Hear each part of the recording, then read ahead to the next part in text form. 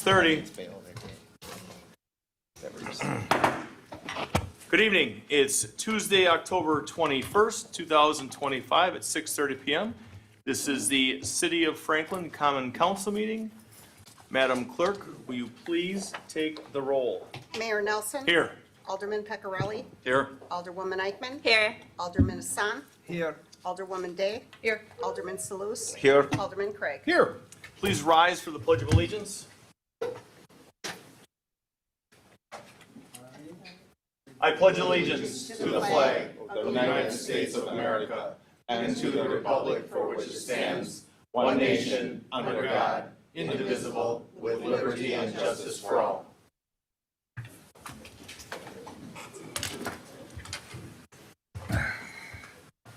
We are going to flip-flop B1 and 2.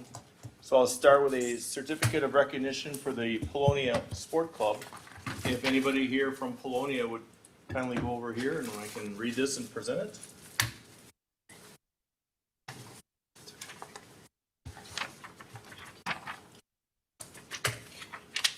So what I'll do is I'll read this, I'll present it. Kelly, take a pic.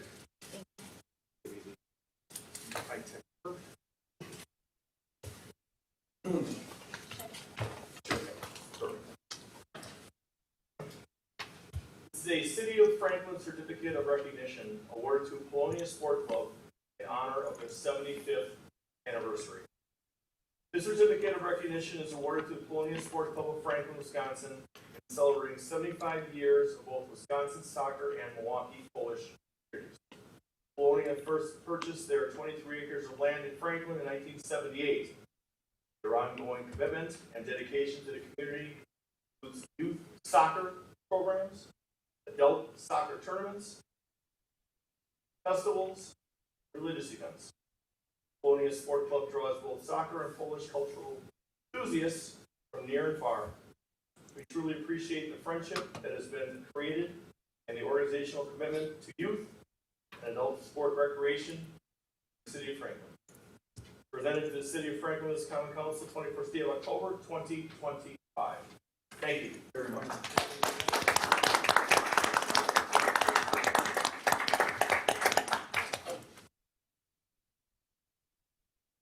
You don't have to, but Well, on behalf of the Polonia Sport Club of Franklin, Wisconsin, we'd like to thank you for this honor, and it's been our honor to be a part of the City of Franklin since. Hopefully, positive. Thank you very much, Mayor.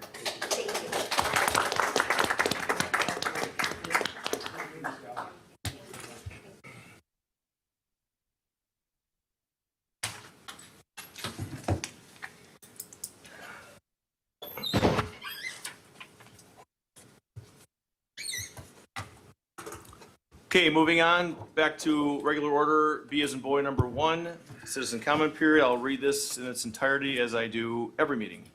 City of Franklin meeting rules of decorum for attendees and participants. For those attending City of Franklin meetings, number 1, respectful and orderly conduct is expected at all times. Number 2, disruptive or unruly behavior, including but not limited to clapping, verbal disruptions, signs, and outbursts will not be tolerated.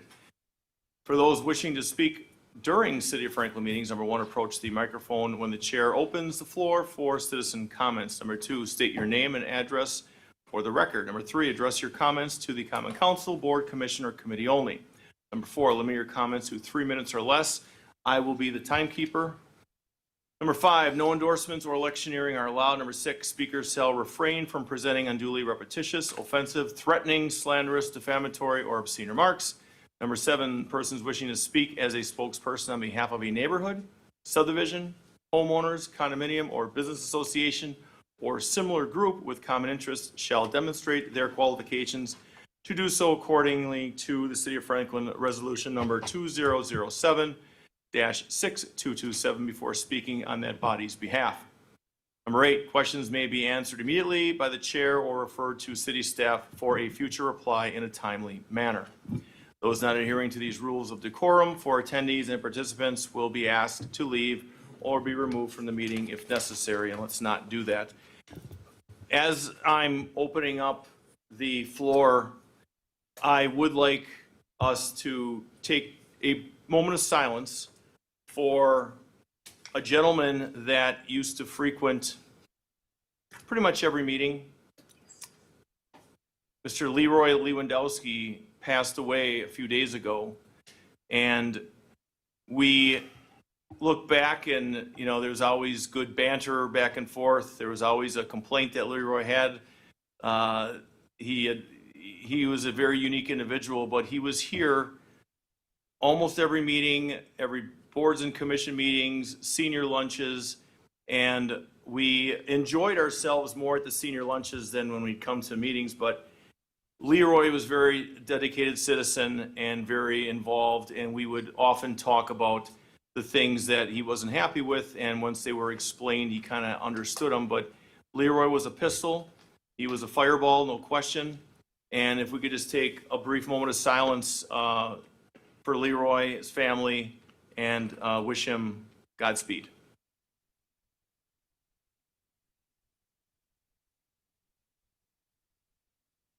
Okay, thank you. So with that said, citizen comment period is open at this point. Get my clock ready.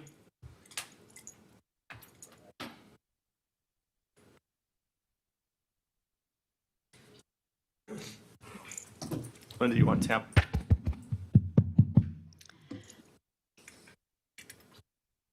Good evening. Linda Mathwick, 7321 Brun Drive, and hello to, I know, the many who are watching from home. Regarding Paths General, for 2.5 years, residents consistently raised concerns that this development does not meet the original objective. It was promoted as a city center, yet that vision failed to materialize. While it was compared to Drexel Town Square, many residents have said they prefer something more like Greendale Village. Since the outset, tenants gradually left due to the planned demolition. Meanwhile, the property has been left to deteriorate. That neglect should not be rewarded by labeling it as a blight. This is a unique and valuable piece of property with the potential to bring the community together. Instead, the opportunity is being squandered with long-term consequences. It is time to rethink the marketing strategy. Having attended far too many Common Council meetings, I've repeatedly witnessed this body approve agenda items despite strong public opposition.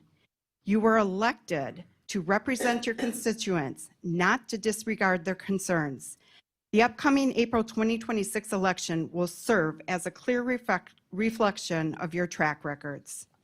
Today, I submitted to the city clerk a resident demand for transparency and deferral of the vote on TID 11 Paths General, and you should have a copy in front of you. I gathered as many signatures as possible in just a few hours for support to require full transparency and public involvement.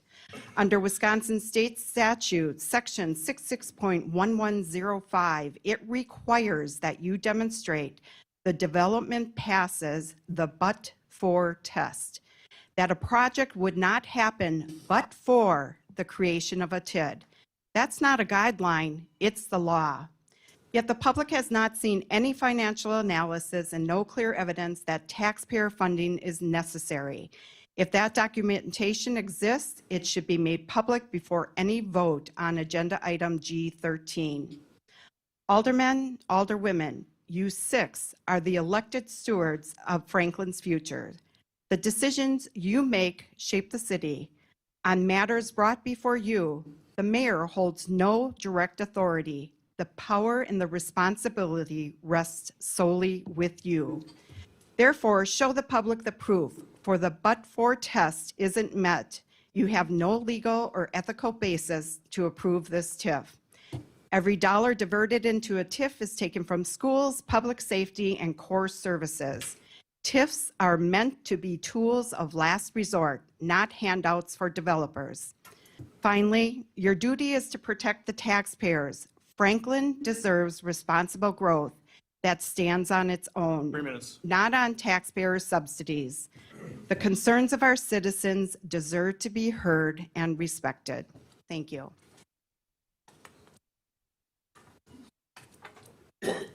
Tom Mayor? Taylor, 7014 Elroy Court, Franklin, Wisconsin. I came down here, I missed it, came a little bit late the other night, but I actually came down here to support my alderman and to thank him for being so courageous on the school issue. And I heard you and I heard all the work that you did, that you pulled up 25 different site plans from different school districts. I know you know what you're speaking of. You have a master's degree in civil engineering. You're in construction. And I know, Nabil, that you really did a good job. So I wanted to thank you. And then I wanted to thank Courtney and yourself for also voting not to go into closed session. The language, if you read it, says you may go into closed session. It doesn't say you have to go into closed session. I was just saying to the mayor that he asked me what I would do if I was still a mayor. I said, well, try and let the public know as much as you can tell them about the project before you vote to go into closed session. You should only be going into closed session to discuss strategy that would impair the city or put the city in a precarious position if you reveal that strategy. But as to the scope and the type of projects, the public deserves to know this is their community. We work, when I was the mayor and an alderman, I worked for them. The 5,000 when I was an alderman and the 30-some thousand when I was the mayor. We are here to serve the public, not vice versa. So I just wanted to thank you on that. I said to Ian over here, who I sort of like, he's, for a developer, it's hard, but I think Ian has done a very good job of coming in and reducing the size of his project, bringing it down with the number of apartments. I always have said that the buildings and the things that he built are total quality, so I appreciate that. As far as a TIF district is concerned, I was involved very much so, along with the city attorney and others, in getting the construction of shops at Wyndham Village with Target.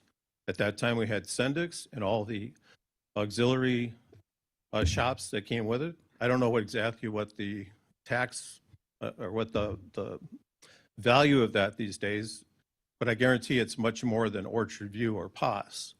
They did not get a TIF district. Mark Carstensen, who is the person that wanted to do that, I'm sure wanted a TIF district. When we did Sendix on 51st and Rawson, Sendix, you're talking about everybody wanting a development like Costco? Everyone wanted Sendix. No TIF district for Sendix.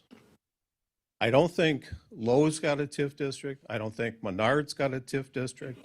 When Myers came in, by the way, that was all a finished, a done deal with Myers. Myers did not get a TIF district. So I ask you, if you want to be creative, and I think Ian's proposal, while I didn't quite understand it, I think the SpaceX explanation by Elon Musk was a little bit clearer.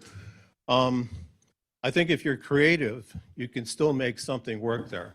And that's, I'll adhere to the 3 minutes. Although I was just asking the city attorney, Mr. Mayor. We're at 3:50, go ahead. You read a preamble Yes, at sir. the beginning of this. Yes.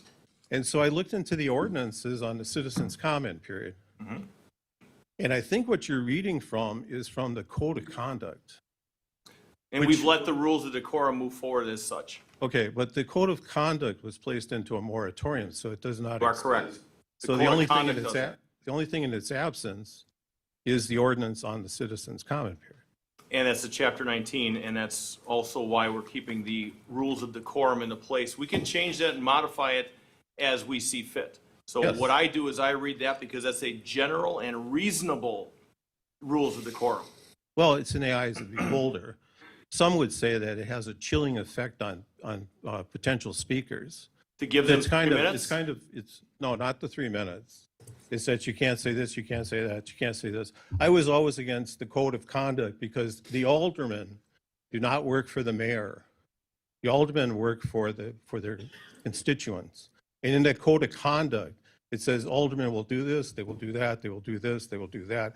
So I have always been against that. I also think that the code of conduct flies in the face of the First Amendment. I think it's just, I think it was put in place to try and control one alderman. And instead of what it's doing is it's chilling, it has a chilling effect on the residents of this community. Thank you very much. One point to you, Mr. Mayor, is if you have a chance to look at it, it's also laminated up there. And if you read it, there's nothing in here that's chilling or oppressive. It's simply laying guidelines, rules, and we're not going to sit up here for, I mean, there's places that now don't even have citizen comment period. We do it by ordinance, 3 minutes is reasonable, and I read this to keep it respectful and to appreciate everybody's time so that when we go through these, we're not here for 9 and 10-hour meetings. And That's Mr. why. Mayor, what I'm saying is that was placed in a moratorium. I actually have the paperwork on when it was put into a moratorium. That's fine, I'm glad you do, and But I agree with the the ordinance moratorium. that's on the book on citizens comment period is very clear, concise, and unmistakable. And I fine. cherish my ability to share my opinion. And you And if did. it's different than yours, that's just too bad. Well, it's not. It's about timing. I'm not sure where you're going at with this, Mr. Mayor, but no one is arguing different opinions. We have plenty of those in This this room. city, you're, I guess, kind enough to put the wall of mayors No, up. we're going to keep going on this because Yeah. we're Well, going to Do we need to? keep Under, going. under all of that, if you want to stop me from talking, Nope, I want you to keep talking, sir, because we're going to have quite a rebuttal. okay. All the pictures of the mayors that are out in the hall, they all functioned without that preamble. And Jesse was kind enough when I got a resolution proclamation to say that one of the things that I always say is, I'm here for as long as it takes. And if people want to keep coming up and speaking and speaking and speaking, as far as I'm concerned, this is their community. And this is democracy at its finest, having people come up and speak their minds. And this is our community. You are correct. It is our community. And when I was an alderman for 6 years, people were shut down. People were taken off the speaker. Have you ever seen that since I've been mayor? No, you haven't. So what I do is I allow everybody to speak. We allow the people to speak. We have to set some guidelines. We have to. I've never touched that, ever blocked anyone off. And I sat there and we've always let people talk. And if they want to come back again, we've allowed that too, sir. And as I said, you have a whole wall of mayors that functioned without that preamble. And, Times change. And everything worked fine. well, not really. I'm not going to go into more, but why not? I will. So the former mayor would touch that and block people from speaking. Yes. Do you remember those days? I yeah. do. Yes, I do. Okay, I sat right over there for 6 years and watched that. Yeah. And when I came in, stopped it. I've never touched that. We've let people talk. We've let people extend. Dana Gint comes up here all the time. I know, I watch her on longer, TV. She's very good. 30 minutes or 3 minutes, 4 minutes, 5 minutes.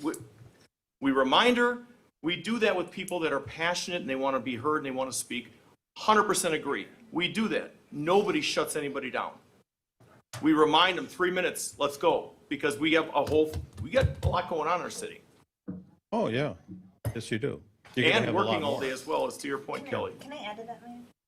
Alderwoman, what do you got? Thank you. Mayor, I just wanted to add, the reason for that being read is because none of us up here deserve to be sworn at, profanity to be used, or to be treated poorly, nor do our residents that we cherish that come to meetings and those that are listening at home deserve to hear that. We often have children in our audience that we welcome.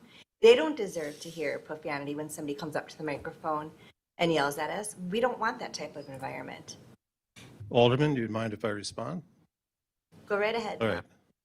Your ordinance, the law, is very clear as to what the citizens' comment period said. The code of conduct that you worked on for a long time, you, the Common Council, placed that on a moratorium. It does not exist. I'm well aware of it. I did not sign the code of conduct. Okay. You have Robert's Rules of Order. Yes. In all of under Robert's Rules of Order, the code and the conduct of the city is there. You have the police chief, you have the police force, people that are unruly. It's not unusual for them to be called in. I think I only had to call them in once in 10 years or 9 years. So, That's odd, 'cause The point- Steve Olson had many people walked out by the police department in the past. Well, if you could finish up, Mr. Mayor, so we can move on, please. I was finished a few minutes ago. Well, I'm glad we could clarify this. Good. Thanks. Thank you, sir. I know, clapping, Linda. You did great. You were clapping, that's good. Hi, Nancy Kosavic, 7518 Carter Circle North, adjacent to the Off General proposal. First of all, thank you for the comment section. I do appreciate it. I don't know how much sway it has, but it gives people a chance to voice their opinion. I noticed on today's agenda a density exception. Based on other meetings, and I was at the Planning Commission meeting 2 weeks ago, and other votes in Franklin, most recently the exceptions to the Franklin High School original plan, it seems like projects are proposed to just get them approved and on the books. What the developers and school district really want can be approved later in the form of exceptions.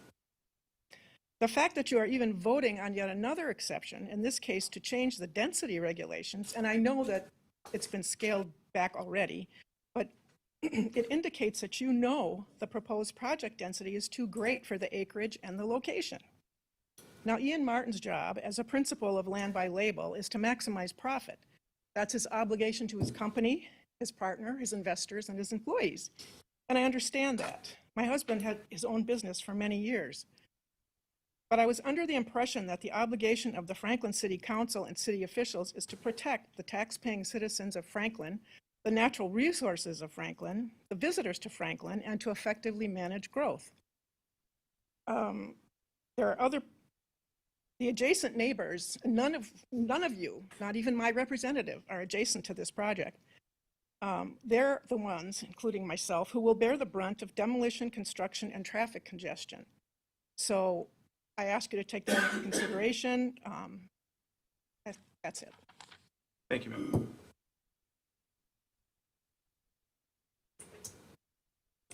Dana Gint, 9011 West Hawthorne Lane. First of all, I have never spoken for 30 minutes at any meeting or I even corrected probably more than myself five. when I said 3, 4, 5. Yeah, okay. Just to be clear. I'm here to speak on items 6 and 13 regarding Potts General. First, I want to express concern that apartments are not the best use of TID financial resources. TIDs should focus on projects that do not create additional burdens on schools or other public resources. Another concern is the lack of transparency regarding development agreements. While I understand the financial terms are still in negotiation, the public deserves to see the full agreement details, the performance standards, conditions, and commitments that come from this project. Those should be available for review and input before approvals are given, and this review is required by the public. Previous public meetings included that substantial evidence from both the developer and the city are required to provide details indicating that a project does not adversely impact surrounding neighborhoods or the community, and that it will protect the public health, safety, and welfare of the community. There is no clear evidence or detail supporting that this proposal meets that requirement. Page 3 under the accessory uses lists outdoor dining. This is a concern. At the library meeting, it was stated that outdoor live music could be part of this outdoor dining commercial area. Some of you were not in attendance at that library meeting. It is concerning the city continues to ignore the potential adverse impacts of outdoor music nuisance on surrounding neighborhoods' quality of life, especially given that there are over 1,300 noise complaints filed for the Rock Sports Complex, including from neighbors in the development next to the Potts. A sound study must be required for this accessory use of outdoor dining classification at Potts for outdoor music. This isn't about quiet background music you might hear outside a store or faintly playing at a restaurant. It's about outdoor amplified live performances that can easily carry into nearby neighborhoods and become a nuisance. The city required a sound study prior to the approval of a car wash, and that noise complied with 50 decibels at the residential property line. Why should this development be treated differently if it is proposing outdoor sound? The mitigation techniques and standards need to be addressed now. Franklin's own regulations state that performance standards for noise, odor, glare, vibration must be met for any use and development. Yet there's no detail here showing how those standards will be enforced. At the library meeting, the developer mentioned the agreement would include outdoor music would end at 10 p.m. There was no discussion about decibel limits, frequency events, or specific mitigation strategies. And since there's no development agreement for review in the public packet, The mitigation needs to be clearly defined to reduce noise by use of barriers, quiet equipment, and limited hours for outdoor performances. For any project that has potential to generate disruptive noise, the development agreement must have clear, enforceable noise controls, including sound studies, decibel limits, event restrictions, and defined hours of operation, created to protect quiet enjoyment of surrounding citizens. A specific noise mitigation plan and strategies need to be included in the development agreement for any development that has potential to create outdoor noise, In short, I ask the Common Council ensure that there is substantial evidence, transparency, and safeguards in place before the project moves forward related to noise, odor, and adverse impacts. The public deserves confidence that developments in Franklin will enhance our community, not create a nuisance. Thank you. Thank you, Dana. Anyone else wishing to speak at this time? God help you. He hasn't so far. Yeah. My name is Eli Kasavic, 7518 Carter Circle North.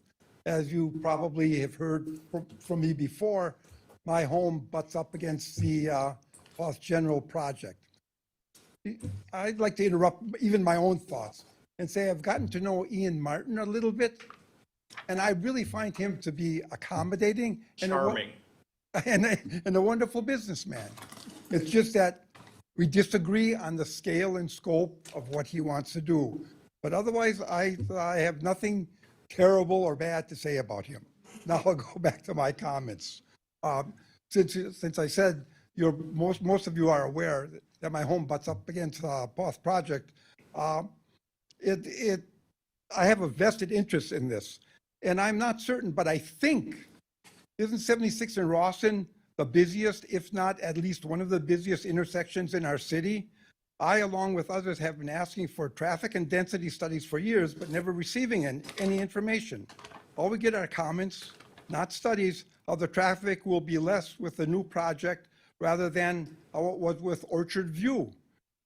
Orchard View, when it was vibrant and active, they never requested traffic lights at Harry's or additional traffic lights anywhere because there wasn't the issue about traffic. But now we have this project, and all of a sudden we need an extra traffic light here, an extra traffic, maybe a secondary traffic light. To me, that simply indicates that it just makes no sense at all. So if you think logically and use your brain, new lights for less traffic? No, it doesn't sound right. It doesn't smell right. It doesn't look right. Taking it further, I don't know if anybody on the Common Council has traveled up and down Rawson over the last few days. There's construction going on. And with that construction, yesterday at 11:30 in the morning, heading eastbound, there was a backup from 76 in Rawson past the Loomis Bridge. Maybe a mile because of the construction. Later that day, I came home from Sendex on 68th Street. The traffic was backed up past 68th Street from 76th Street. I actually had to turn right, head north, go to Loomis, go up the ramp on 76th, turn left to get to my house. That's ludicrous. And it's only going to get worse with this construction. And it's not just the construction. Once it's completed, what's going to happen when you have, 1,000 residents in that limited, congested area? What's the traffic going to be like then? This is something that's going to be with us forever. Once you open up this Pandora's box, you're not going to be able to close it. And it'll be with us for the rest of our lives. Think that through before you make your votes. Thank you. Thank you, sir. My binder's getting bigger, everybody. I printed out the last packet, and I'm really disappointed. You may have to pull this a little closer, ma'am. Colleen Miller, 7467 Carter Circle North. This Foss thing is just unbelievable. I know we need to do something. However, the best Franklin can do on one of their major intersections, 76 in Rawson, is a 300-unit apartment complex? Come on. Can't we do better? Can't we get other people to come and visit us? This is not right. We need to do better. I've been up here and I've been talking about certain things like it's just too much for that area. Velo is more acreage, but it has less units, okay? We have less acreage, but we have more units. And I just think it's just too much for that area. Now, I've been up here and I've talked about issues that we've had in the last packet. I said here, somebody put in a recommendation about a cross-access easement shall be provided for the connection to the property to the south. Do you remember that? That was just this last meeting. And it was our, I don't know who it was, but anyhow, that's still in here. It's still in here. It wasn't taken out. And that's a legal and binding sentence that may be followed. So what you're saying is somebody can come walking over to our property. That's our property. And that's what this says. Connection to the property to the south. Isn't anybody fixing any of these things? I'm only picking up little things. Remember the site map? Here's the site map. I said it wasn't updated. It's still not updated. It doesn't have the right amount of units. If you add them up, and that's what you have to do, is you have to add them up, you get 484 units. So is this legal and binding also? Now all of a sudden we got 484? I mean, I can continue to go through all of this. These details need to be fixed, and that's the problem. This is being rushed through, and things are not, you still have where you can go by a landscape. I don't know where the dog park is going. I have no idea. Does anyone want to tell me? Because it's been on the north side, then it's been on the east side. And it's been back and forth, and I don't know which one to follow. It depends which one you look at. Are we talking about the overall landscape plan? Are we talking about the natural resource protection plan? What are we talking about? Please, we're better than this. This is wrong, and you guys are responsible. Now, how would you like to be next to this apartment complex and have 30 feet butted up where you get a garage and then you get a little, I don't know what the extension is, but you'll have people looking down in your living room because they're up on an elevation. So you go to your living room and you have these people looking at you. The trees are going to be cut down so that they can plant smaller trees. Now that's ridiculous. 3:45, ma'am. Well, I'm done. I wish we could all do better. I don't know. Can't we do better? Thank you. Thank you, ma'am. Seeing no one else, close citizen comment period with a few rebuttals. So, a few rebuttals here. Number one, Mr. Martin will be discussing many of the concerns raised tonight and inaccuracies which were stated tonight. Mr. Martin will do that. One thing I'd like to rebut personally that I have laminated in my book here is the ordinance under Chapter 19, 19-2, Order of Business. For you fact checkers, you want to write that down. Under B as in boy, citizen comment period. Again, reminding that this is an ordinance. Citizen comment period. Number one, every agenda of city council meetings shall include, immediately following roll call, an agenda item entitled citizen comment period. Such agenda item shall authorize any person to address the city council. Point number two. This is where you really want to bring out your pencils. Number two, during the citizen comment period, no person shall speak for longer than 3 minutes at each council meeting unless the city council shall direct otherwise to an individual. City council direction may take the form of unanimous consent. Amended March 5th, 2002. March 5th, 2002. Who was mayor then? Ordinance number 2002-1708. Then again, 8/18/2009 by ordinance number 2009-1976. I keep that right here to say that, yes, we keep the rules of decorum, we keep it at a 3-minute limit, and that's ordinance. And then Mr. Martin will address other things as we move on. Item C, approval of the minutes, regular common council meeting of October 7th, 2025. Is there a motion? I make the motion to approve the minutes. First, is there a second? Second. Any further discussion on that? Seeing none, all those in favor? Aye. Any opposed? Ayes have it, motion carries. There is no hearings under D as in David. E as in Edward, organizational business, mayor commission appointment, James Paradinovich, 7432 Carter Circle North, alderman of D5. Appointed to the Community Development Authority, 4-year unexpired term expiring 4/30/2027. Is there a motion? Motion to confirm. Second. I was looking at D5, but they're aggressive tonight. I said I second, but he said. Okay, so he'll second it. Okay. All right, and we'll do a roll call on this, please. Alderman Peccarelli. Aye. Alderwoman Eichman. Aye. Alderman Hassan. Aye. Alderwoman Day. Aye. Alderman Salus. Aye. Alderman Craig. Aye. 6 ayes, no noes, motion carries. Mr. Paradinovich, thank you very much, sir. I know he's in the audience tonight. Thank you. Moving forward to G1.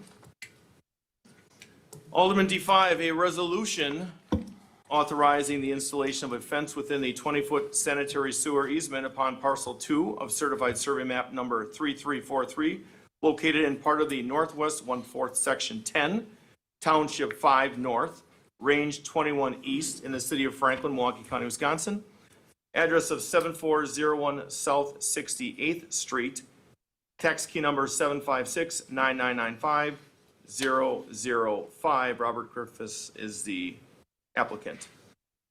I make a motion to approve. I'll second. First and a second. Any further discussion? Seeing none, all those in favor? Aye. Any opposed? Ayes have it. I got a special note here from Madam Clerk. So the request is to have this table. Yes, the city engineer. Could you just speak into there, please? Could you City turn that on? engineer- The city engineer today talked with me and said that the document is not ready yet, and that it needs to be tabled to the November 4th common council meeting. So the motion would be to table it to the November 4th. D4, I'll make the motion to table till November 4th. I'll second. first and second, all those in favor? Aye. Any opposed? Ayes have it till November 4th. Motion carries. G3, resolution to authorize acceptance of stormwater facilities maintenance agreement and stormwater access easement from O'Reilly Automotive Stores. Is this also to be tabled, Madam Clerk? No, he just said G2. He just said G2. Correct. Alderwoman, what are your thoughts? That's interesting. I know. Hold on. Right. I I think we surmise just, we should table it as well, just to be consistent. yeah, so In case motion, we're not. so your motion is to Yeah. table till November Yeah, 4th? and I'll table second one. that. Second. Okay. I did ask him about 1 and 3, and he said, 2 and 3? no, I asked him for 1, 2, and 3. He said only table 2. I said, so 1 and 3, no table, and he said correct, so I just want to. Well, I'm with the Alderwoman on this. Okay, Let's that's put fine. G3 over till November 4th as well. All those in favor? Aye. Any opposed? Ayes have it, motion carries. G4, D6, resolution imposing conditions and restrictions for the approval of a special use for a multifamily condominium development, use upon property located at 11590 West Meadowview Drive. Dan Zapp, Bear Development LLC applicant, Loomis and Ryan Inc., property owner. Nick Fuchs, good evening, sir. Welcome. You've got the floor. So this item is also related to G5. The applicant is proposing a special use and condominium plat for condominium development consisting of 36 units within 18 duplex buildings. Previously, the city has approved a comprehensive master plan amendment, rezoning and certified survey map for this project. So this would be the next step, and following this, assuming these are approved, the applicant would follow up with detailed site and building plans, which would go to Plan Commission. So there are several conditions outlined in the staff report. I can go through those or answer any questions if there are any. Why don't we go with questions with Alderman from District 6, Mr. Craig? Thank you. And correct me if I'm wrong, but is this the location that has some standing water issues on the property itself? Or do I have this transposed with another location? There's a lot of water over there. I know, but not all of them are being developed into condos, so. I guess I'm not aware of any current issues. Okay. So I could just be off on, as far as the location. I just have concerns because, as the mayor, and he is also intimately knowledgeable of the water issues that D6 is frequent to have. So I just want to make sure that we're not. And this has not been reviewed for stormwater yet. So when the detailed site plan would get submitted, there'd be a more detailed review by staff of the layout and stormwater and grading. Okay, thank you. Are you looking to make that motion then? Yeah, I'll make that motion. Motion as presented for G4. Do we have a first? Second? Alderman Salus? I have a question. Okay, we got a first. Do we have a second before we go into more discussion? A second. First and a second. Discussion, Mr. Salus. To the best of my knowledge, there was a TIF district around that area owned by the same developer. Does this have anything to do with that TIF district? It's within that area, within the TIF district. So this development, when it happens, is it going to be part of the TIF? It is part of that TIF district, yes. So the tax dollars generated out of this development is going to go to the TIF? So it's not going to be to the general tax base? Correct, that's my understanding. I thought this issue should be clarified because, that's a big deal, so. And this is one of our struggling TIFs, 6. TIF 6. Madam Director of Finance, I'm looking at you, shaking your head yes. So, okay. Anything you want to add on this with this development, how that may have an impact on that? Nope. No, is it nothing bad, or no, is it nothing good, or just? No, isn't, I'd have to review it. I know. I put you on the spot, but I appreciate it because I get put on the spot. All right, so we have, at this point, we've got a. Just to clarify, this is a TIF district that's supposed to have 35% residential and supposed to have substantial amount of commercial and industrial development, and the residential portion, according to the statute of the state, that should not exceed 35%. And so far, what I have seen, all the development we have seen from in that TIF is nothing but residential. Isn't that kind of become illegal almost, because you just basically you eating the land that has been designated for commercial and industrial use into a residential. Not only that, I'm supportive of the project. I like to see it happen, but I like to see it happen not as a TIF. Well, to your point, sir, and I know if we had to have a breakdown, which we will provide, but not tonight, because we had a number of things that opened up in D6 and that are business, they are retail, commercial, that are in that development. And I'm just thinking of Rise was one of them, one of the recent ones that went in there. We did that ribbon cutting. There's a few that I would have to have our Director of Finance pull that information. But to your point, it is residential heavy, but I'll leave it like that for now until I have the numbers to back it up. The question, was this parcel part of what has been designated for the commercial and it is being converted into residential? Because when the TIF was originally established, I looked at the math, it was precisely 35% residential and the balance commercial and industrial. This is going to eat away from the commercial and industrial portion that's precise, or was it designated as residential to begin with? This was planned and it was previously zoned industrial, so it is now, yes, it's going from that in commercial industrial to residential. I think this should be tabled. Well, we have a first and a second. We're going to do a roll call, please. Alderman Craig. Aye. Alderman Salus. No. Alderwoman Day. No. Alderman Hassan. Aye. Alderwoman Eichman. Aye. Alderman Peccarelli. No. Mayor votes aye. G5, resolution conditionally approving a condominium plat for Lot 80. Motion passes. Mayor votes aye. Motion passes. Condominium plat for Lot 81, a condominium at 11590 West Meadowview Drive. Dan Zapp Bear Development LLC applicant, Loomis Bryan Inc., property owner. Mr. Fuchs, you still have the floor. Again, same development. This is the condominium plat portion, so that would create that condominium ownership if approved. Mr. City Attorney? On review, there's no violation of the TID creation per the statute, correct? Correct. That's my understanding when this development, and it was submitted a while back, so I don't recall the exact percentages, but I do recall when it was submitted, talking to the applicant and then internally with staff on the percentages to make sure that we are not exceeding 35%. So as long as we're not exceeding 35%, we're within the bounds. Okay, with that said, is there a motion on this? I'll make the motion. Is there a second? I'll second.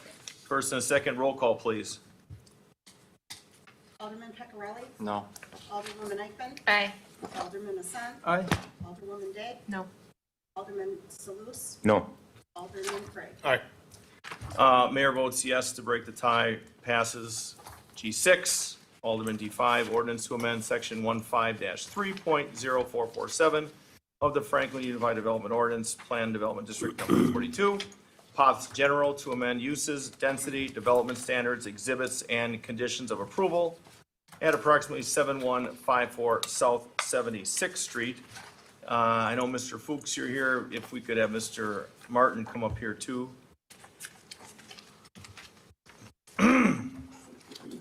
You got the floor, sir. Go ahead. So the applicant is looking to amend a previously approved plan development district. I can just briefly go through some of the more significant changes. They're looking to reduce the maximum density to a maximum of 310 dwelling units. They're reducing building heights, increasing the commercial space to about 50,000 square feet. So it's about doubling what was previously proposed. They are increasing the setbacks from the adjacent single-family uses and also reducing parking. I can mention too that the Plan Commission recommended approval of the PDD amendment and also approved a site plan amendment with these changes. Okay, so I'd like to start. So, good evening, welcome, and when the Land by Label crew, before you speak, just state your name and business address into the speaker very close to you. Don't lean forward, bring it to you. And then I've got a few things I want to start with, and it's a lot of things that we've kind of heard tonight again, how we're going to address some things, and again, some misinformation and my concerns about what's not on your website right now. So if you please just state your name and business address first, please, Ian. Ian Martin, Land by Label, 638 Milwaukee Street, Delafield, Wisconsin. Emily Cialdini, 638 Milwaukee Street, Delafield, Wisconsin. Okay, thank you and welcome.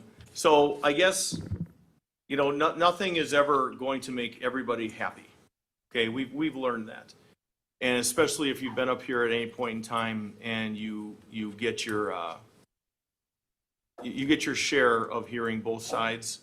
And one of the things tonight, which was concerning of me when the woman resident came up here, and I don't know if this is true, but the latest renderings should be on the site. And because when you had the meeting at the library, which I attended, you know, when you had probably 120 plus people there, and you went through your presentation and you touched on all these things, and a big reduction from the 426 to the 304 was a big thing that the neighbors, what was it, the fifth meeting you had with the neighbors? That was a big deal.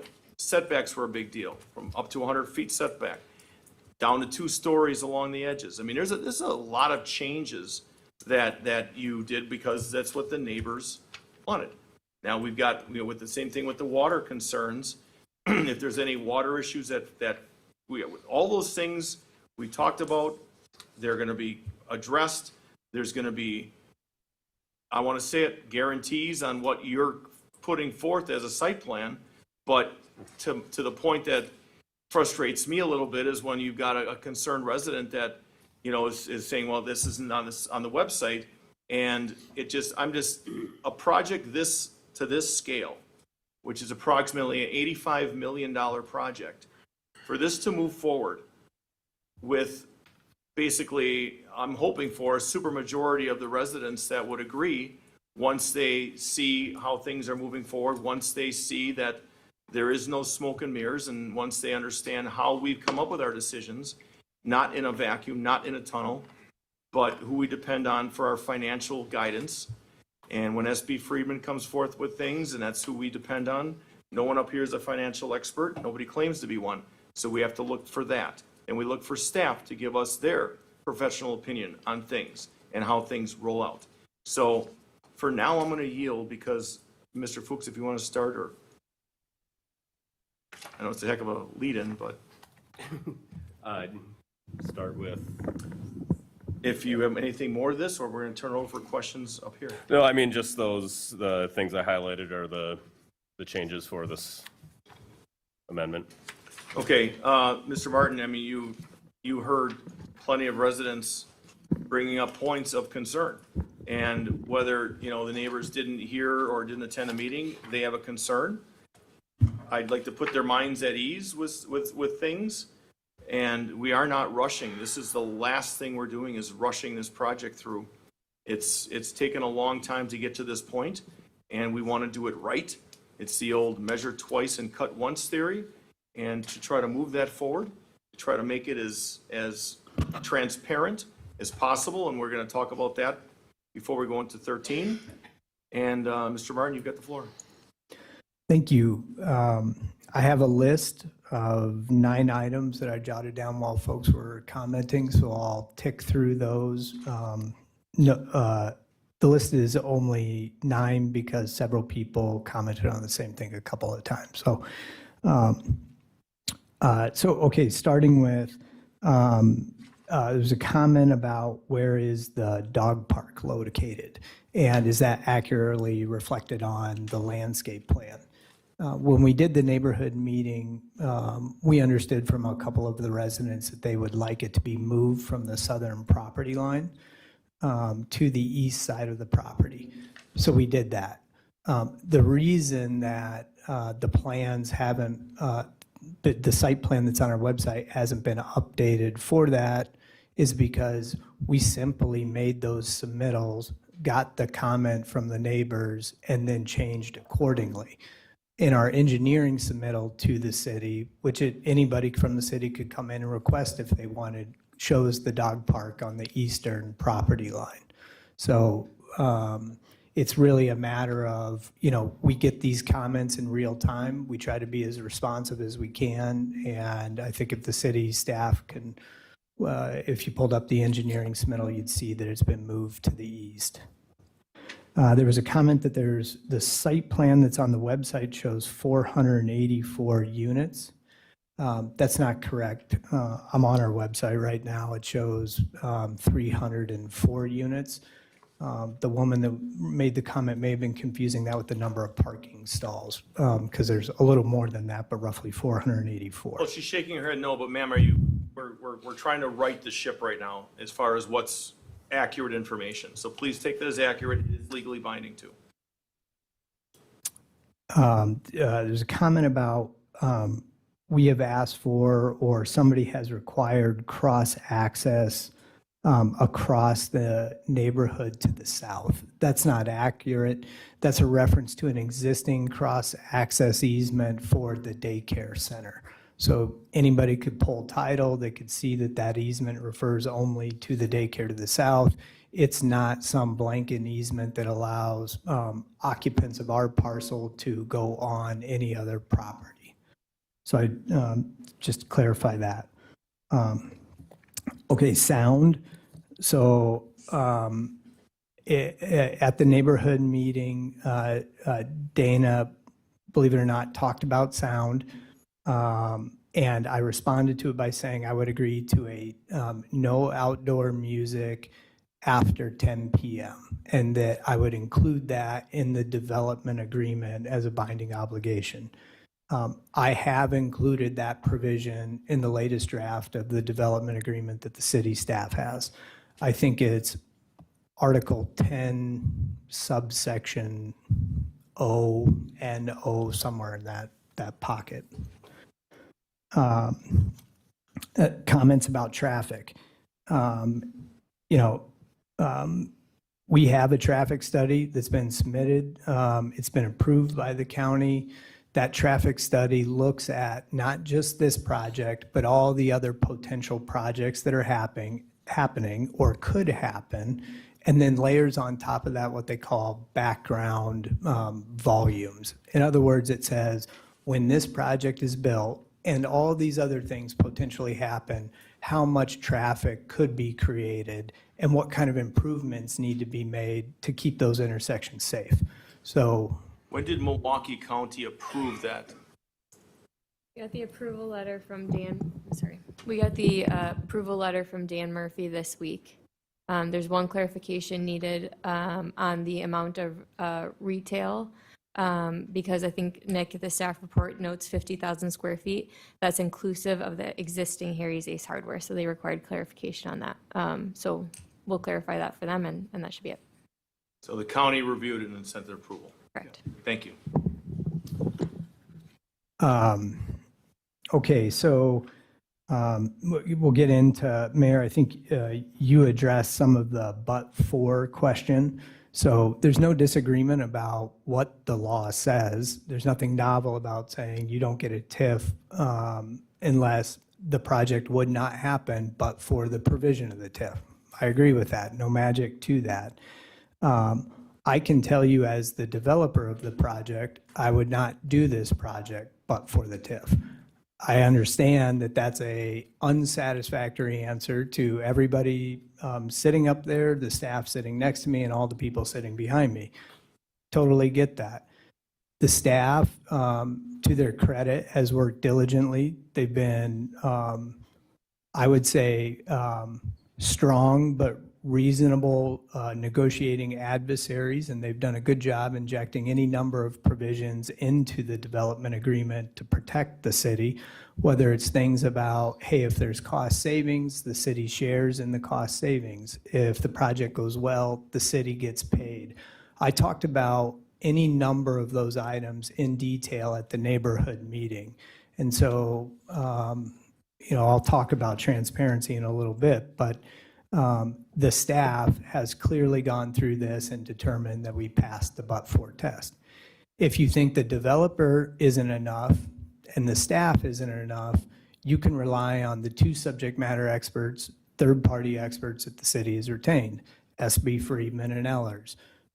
They are the biggest, the best. They do 99% of the TIFs in the state, and they've been involved in this project from day one. So they have determined that this project passes the but-for test. So in terms of what more you can demonstrate that we've cleared the but-for test, I don't actually know how else to do it. There was a comment that we are diverting dollars from taxpayers. It's a little difficult to respond to that general sort of comment, except to say that I think it's based in a misunderstanding of what a tax incremental financing as we've proposed it means. Tax incremental financing talks about not existing tax dollars that would be diverted to a private developer. We're talking about new tax dollars that don't exist today that if we do what we promised to do, we would get some percentage of those newly created tax dollars. So there are no tax dollars being diverted away to some private developer that are depriving anybody else. These are tax dollars that don't exist today. Talk for a second about the public. I guess I would say there's just sort of an umbrella comment about public burden, where we have a TIF and yet we're creating a public burden. So I think it's I guess somewhat reasonable to hear that and think, well, maybe there's some merit to that.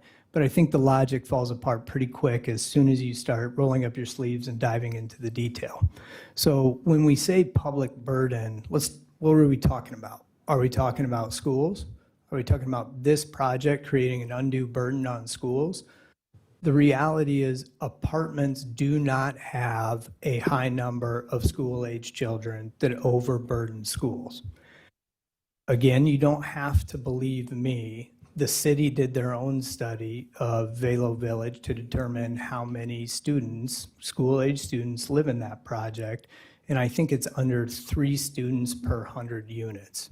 So we are talking about a very, very low impact, certainly a pittance if you were to compare it to a single-family development and the impact that might have on public schools. Trash. It's all private trash removal, so there's no city trash service here. Snow removal. It's all private roads inside the project, so we pay for our own snow removal, so that's not a burden. Talk about water and sewer. Well, if we were talking about a single-family subdivision that's being, or maybe even an industrial park that's being built in the outskirts of town, those projects require the extension of things like water, sewer, stormwater.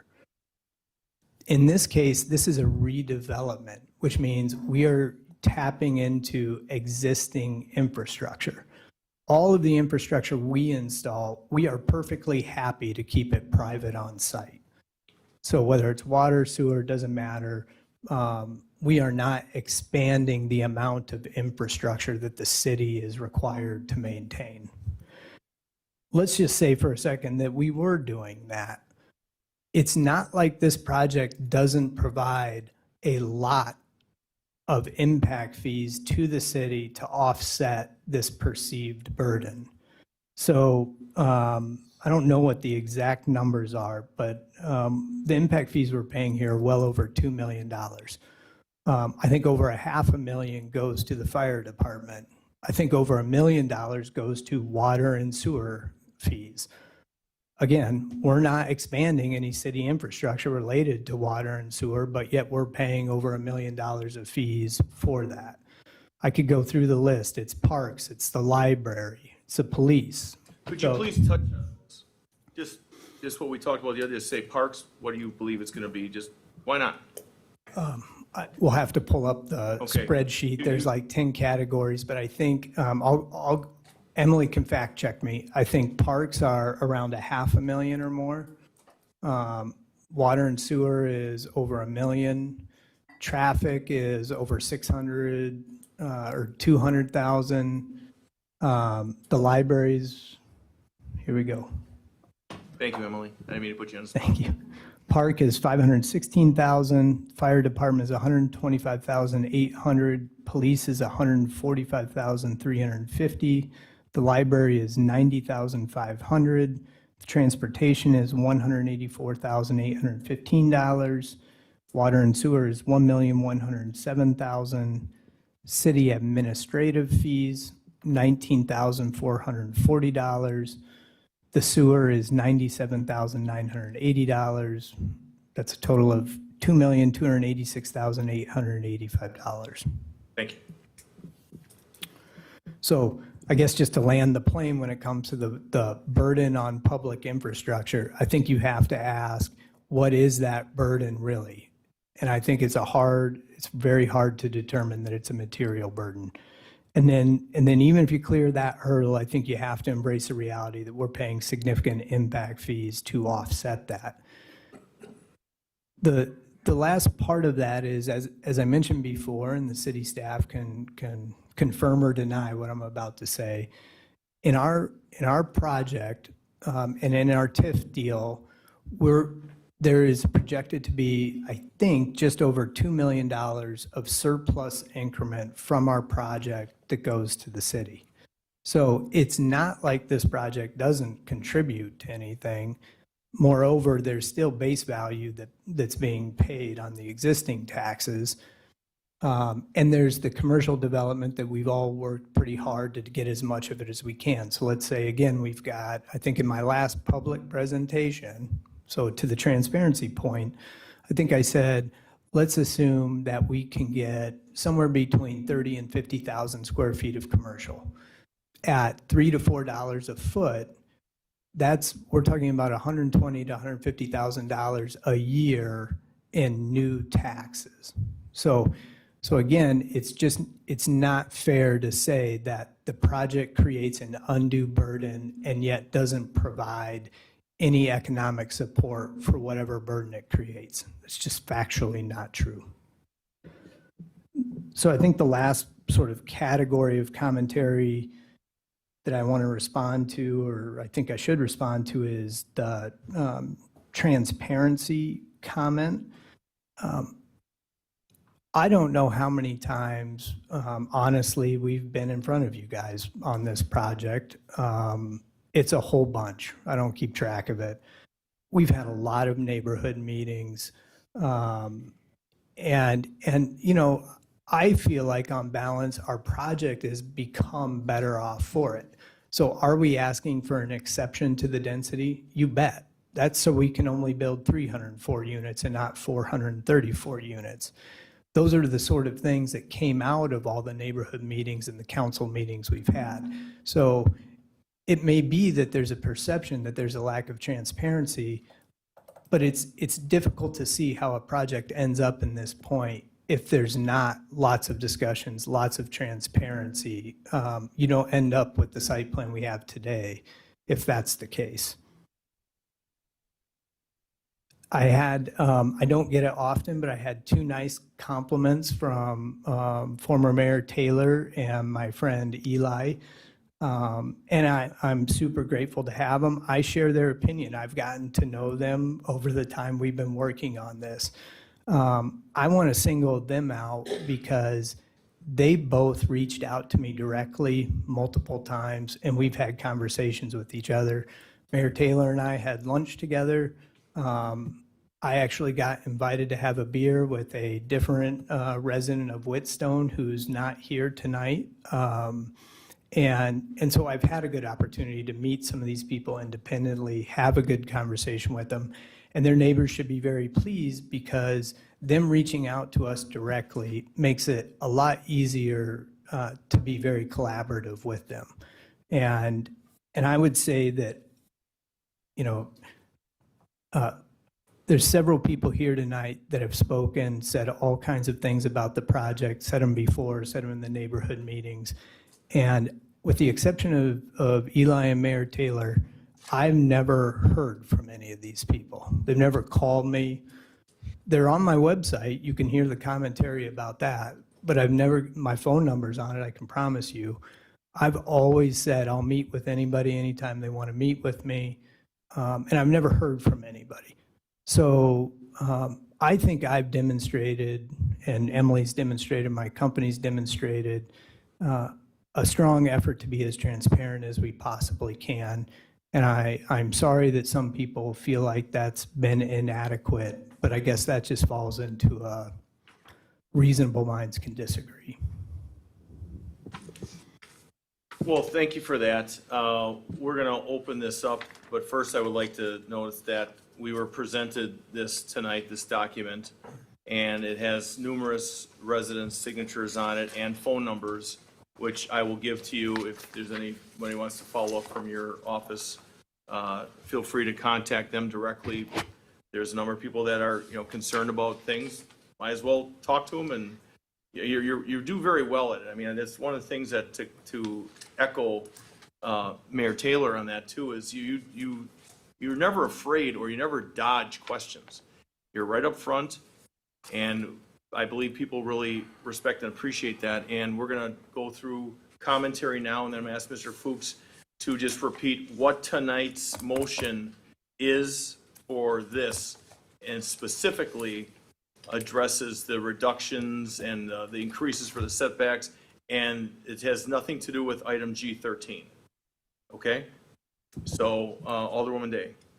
Thank you. I wanted to reiterate a few points that I made 2 weeks ago at Plan Commission for Ian and Emily. And I wanted to thank you again personally for your collaboration, both with the city and how you've reached out and worked with the residents to try to come up with a plan that, to the best of your ability, meets the needs and requests that everybody has. I know it's not a perfect plan for you. It's not a perfect plan for everybody. But I did mean when I say that, to me, given some of my recent experiences, this is a masterclass in how you work with the city and how you work with residents to try to come to a compromise where other people have chosen not to do so. So I do thank you for that. Just a couple of questions. Thank you. I note, and these are repeat questions from Plan Commission.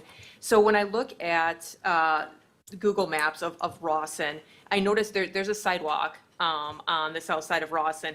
And in the two drives that come out here, the sidewalks kind of stop with the parking and the buildings there. And I know someone had mentioned that at Plan Commission, I think it was Commissioner Leone, about the possibility of extending a sidewalk, at least on one side, going up there. So you create that connectivity for people walking on Rawson to be able to safely get back into this area if they were choosing to walk in. Yeah, still want to do that. Agreed in the Planning Commission meeting with Commissioner Leon, still want to do it. We just got to engineer it now and figure out how to fit it, but we'd like to. Okay, and then the only other two comments I have are basically things that were in the staff report. So there are some recommendations about the landscape plan, that it's not, the quantities were not correct, and there's some recommendations here from staff. Are you amicable to those recommendations that are in there? I don't know if they're included verbatim in the draft ordinance or draft motion that we have here, but I'm just making sure that you're amicable with those recommendations. Yes, we're good with all staff recommendations, and I think the revisions between the ordinance at the Plan Commission meeting and the council meeting tonight is just agreeing to the increased plant quantities that we showed in the Plan Commission meeting. I don't know, Nick, if you have anything else. Yeah, we have been working with the applicant on those and getting things updated, and we'll finalize those. And some of those conditions in the report go to the site plan which the Plan Commission approved, and some are within the ordinance. So they're separate. And then my last Sorry. question. Oh, sorry, go ahead. Sorry to interrupt. One of the comments that I noted from the Planning Commission was that we wanted to swap out some hardwoods and canopy trees with evergreen trees on the northeast side of the project. So that's still on our list to correct as well. Yeah, okay, thank you. And then my last question was just about the phasing of the plan for the demo and the construction, knowing that Harry's is staying there and staying open. Is it being phased in such a way that they will still be able to have access to their parking lot freely without any, sort of extra congestion or potentially dangerous, for patrons coming and going from Harry's? Yes, we have a phasing plan that contemplates how to keep Harry's open. All the access off of 76th Street stays open for them. We will preserve parking for them. I don't want to sugarcoat it. It's a construction project. So there's going to be a period of time where we have construction fence up and there's commotion. But given the sort of typical construction constraints, we've got a plan to make sure they stay open. And that it's not just getting customers, it's getting their trucks and load to the loading dock. And so we've got that figured out. Okay, great, thank you. Salus? Thank you, Ian, for your presentation. Just follow up a couple comments I received from the residents. Is there a possibility that we can install a wood fence along the south and east, lot line? Planting trees is good, but how many years it's gonna take for the trees to become mature enough, tall enough to give residents some level of a privacy?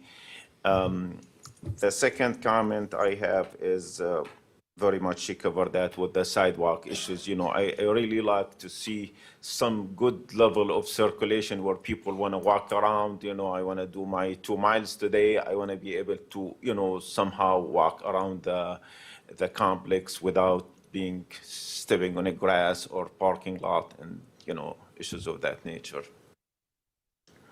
Yeah, we'll double down on getting the access out to Rawson. The people that live with us like that sort of connectivity as much as anybody in the neighborhood, so it's important for us too. In terms of the fence, my answer is I don't know yet. I think we've done a good job of adding very dense evergreens, multiple rows of evergreens along all the property lines. Now, I mentioned I'm having one of the residents at Whitstone was kind enough to invite me out for a beer. He has already told me he would like to talk about extending the existing fence between the property lines.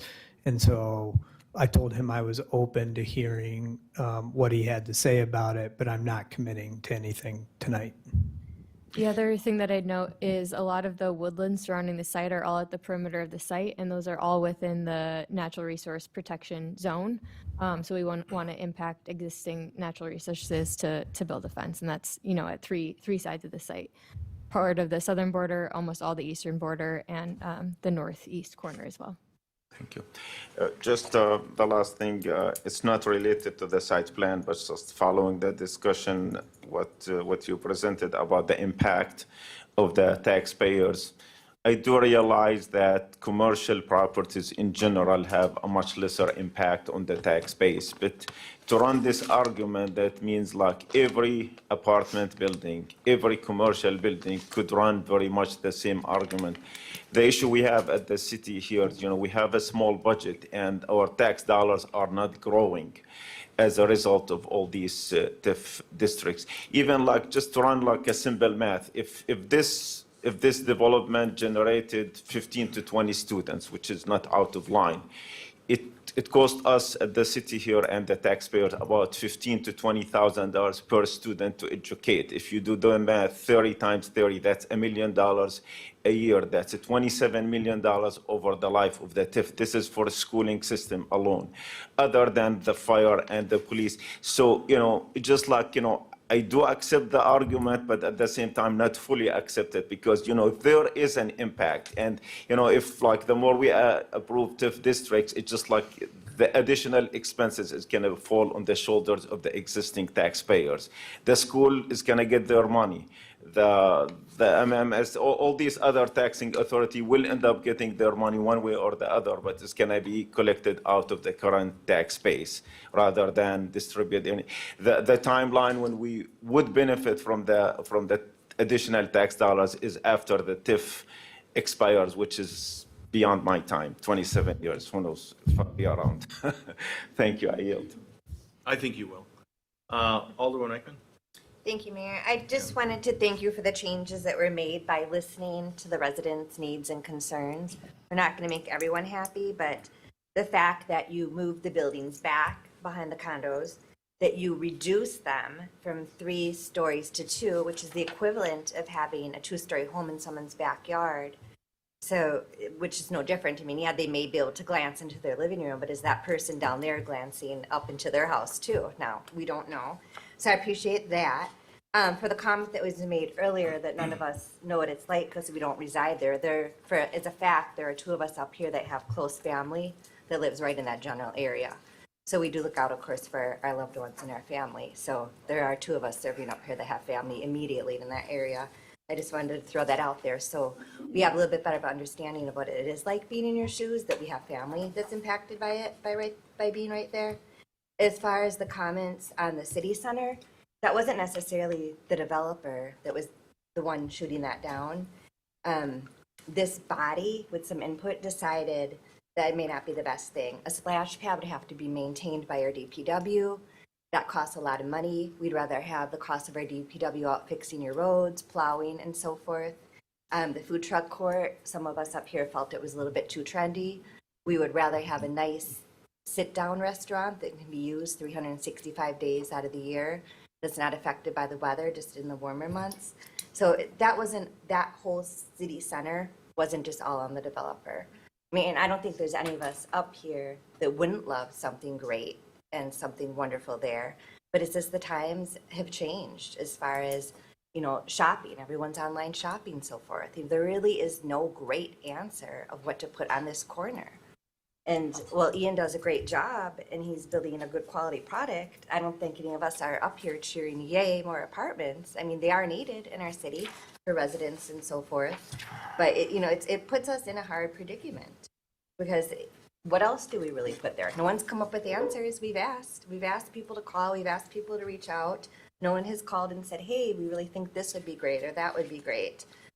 We do welcome those suggestions, though, as Ian has mentioned, and his of I and some others up here as far as the commercial aspect of it. What do Franklin residents want? What will you patronize?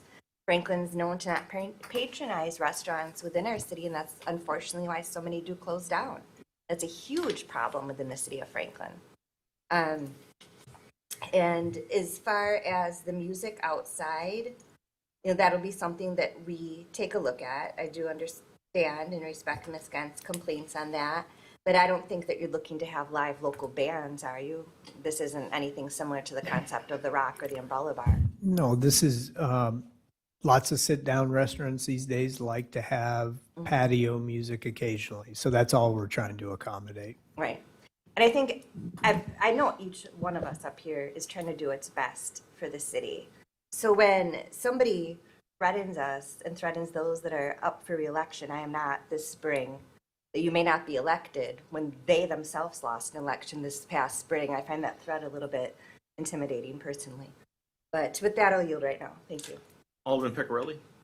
So I would just like to, when did, we talk about this has been going on for a little while, so can you just shed light on when this has started? Because I believe this has been a number of years. I think our first presentation on the redevelopment was in October or November of 2022. I think 2021, I think. 2021, sorry. It was 22? 22? Was it? Eli's he could be right. My money's on Eli.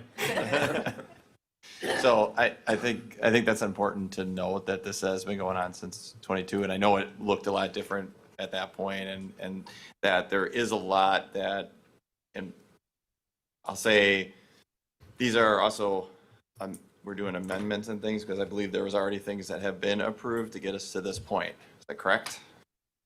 Yes. Yeah, the existing entitlement is for 434 units and a hotel and all that stuff. So this is kind of making those amendments to get to where we are today to align to that, and that's all the work that's been going on. So I think it's important just to know that this isn't this year's work or something like that. There's been a lot that has been going on over the years that we're trying to get to the final steps of this, but it has been going on for quite a while. So with that, I'll yield. Okay, Mr. Craig? Thank you. A couple things. Number one, going back to the last time we had a conversation, and I will again disagree with you vehemently regarding that apartments do not provide an impact on school systems. I think that your price point is more of a hurdle than just the dwelling. I can name two complexes in my district that are part of the Whitnall School District that do have a great deal of students within their footprint. So I don't think it's that apartments don't generate students. It's more of if you have that higher price point for the rent, you're not going to have, hey, let's have, pack up the kids, all three of them, and we're going to move into Velo and we're going to ship them off to, Countrydale from there. Right. I think at that point, they'd be looking more for purchasing a home rather than renting. I think you have much more of a younger professional or, a retiree that's looking to have more flexibility, and thus you're not going to have as many students living within your building.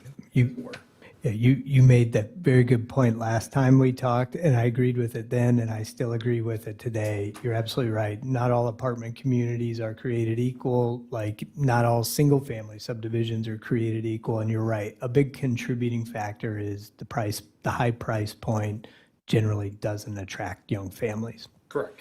So I do have some things based on the amendments that are being put in front of us here, and I just want to just have clarity with this. So first off, with the parking, we're going from 1,000 units to 783, correct?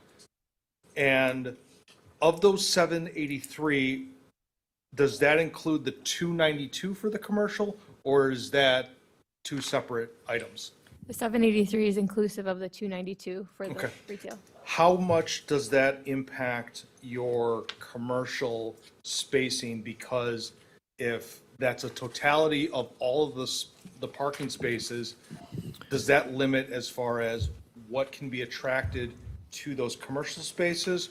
Or is that something that's also going to be restrictive for your residents in that regard as well? No, the 292 is in excess of the current UDO standards for parking requirements. We're allowing for additional parking stalls to allow for, restaurant-type uses, which typically require more parking. So it's to allow us the flexibility to have more restaurant-type uses. Okay. So just to be clear then, we're looking to kind of target more for that, as because Ian, you have stated very clearly that if the right person, the right company, entity, whomever, for that commercial space, you are flexible as far as the development of that. It doesn't have to be a restaurant. It can be, like, as you said, the right tenant for That's it. that spot.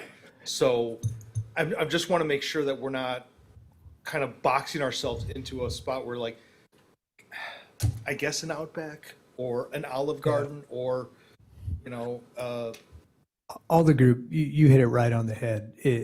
I'm just saying for the parking. We're trying to set up enough parking such that the amount of commercial of any different sort of types can be accommodated with the parking that's available.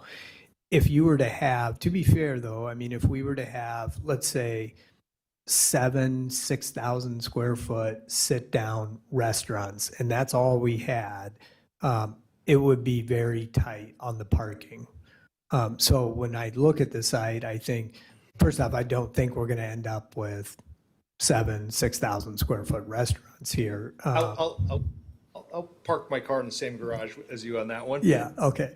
So I think it's really, we're open to any good use. I would like food and beverage. I mean, I think you hear it here. We've heard it in lots of meetings that people really do want food and beverage in a good sit-down restaurant. And so we're trying hard to identify those people and attract them to the site.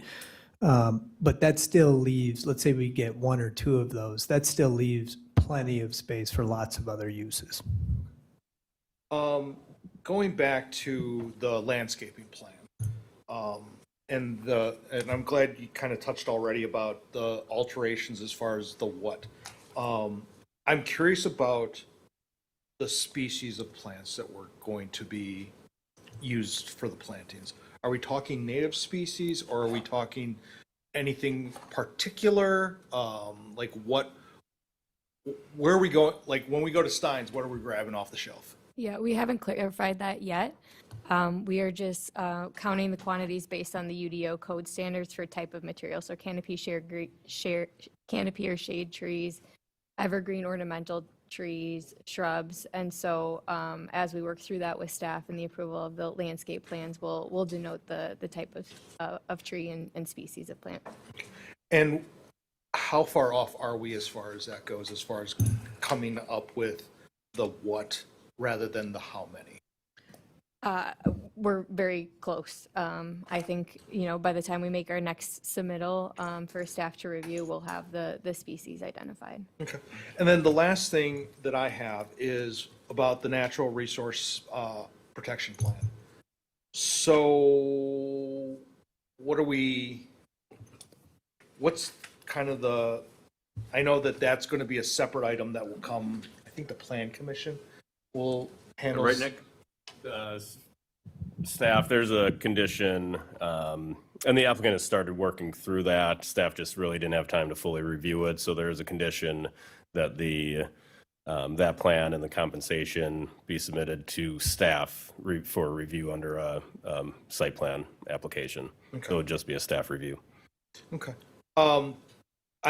My concern, and this is not something that is new for me because this has been kind of the drumbeat I've been on, is the natural resources and wetlands and things of that nature. And I just want to make sure that we are being mindful and purposeful as far as the protection of those green spaces, of the plants, of the wetlands.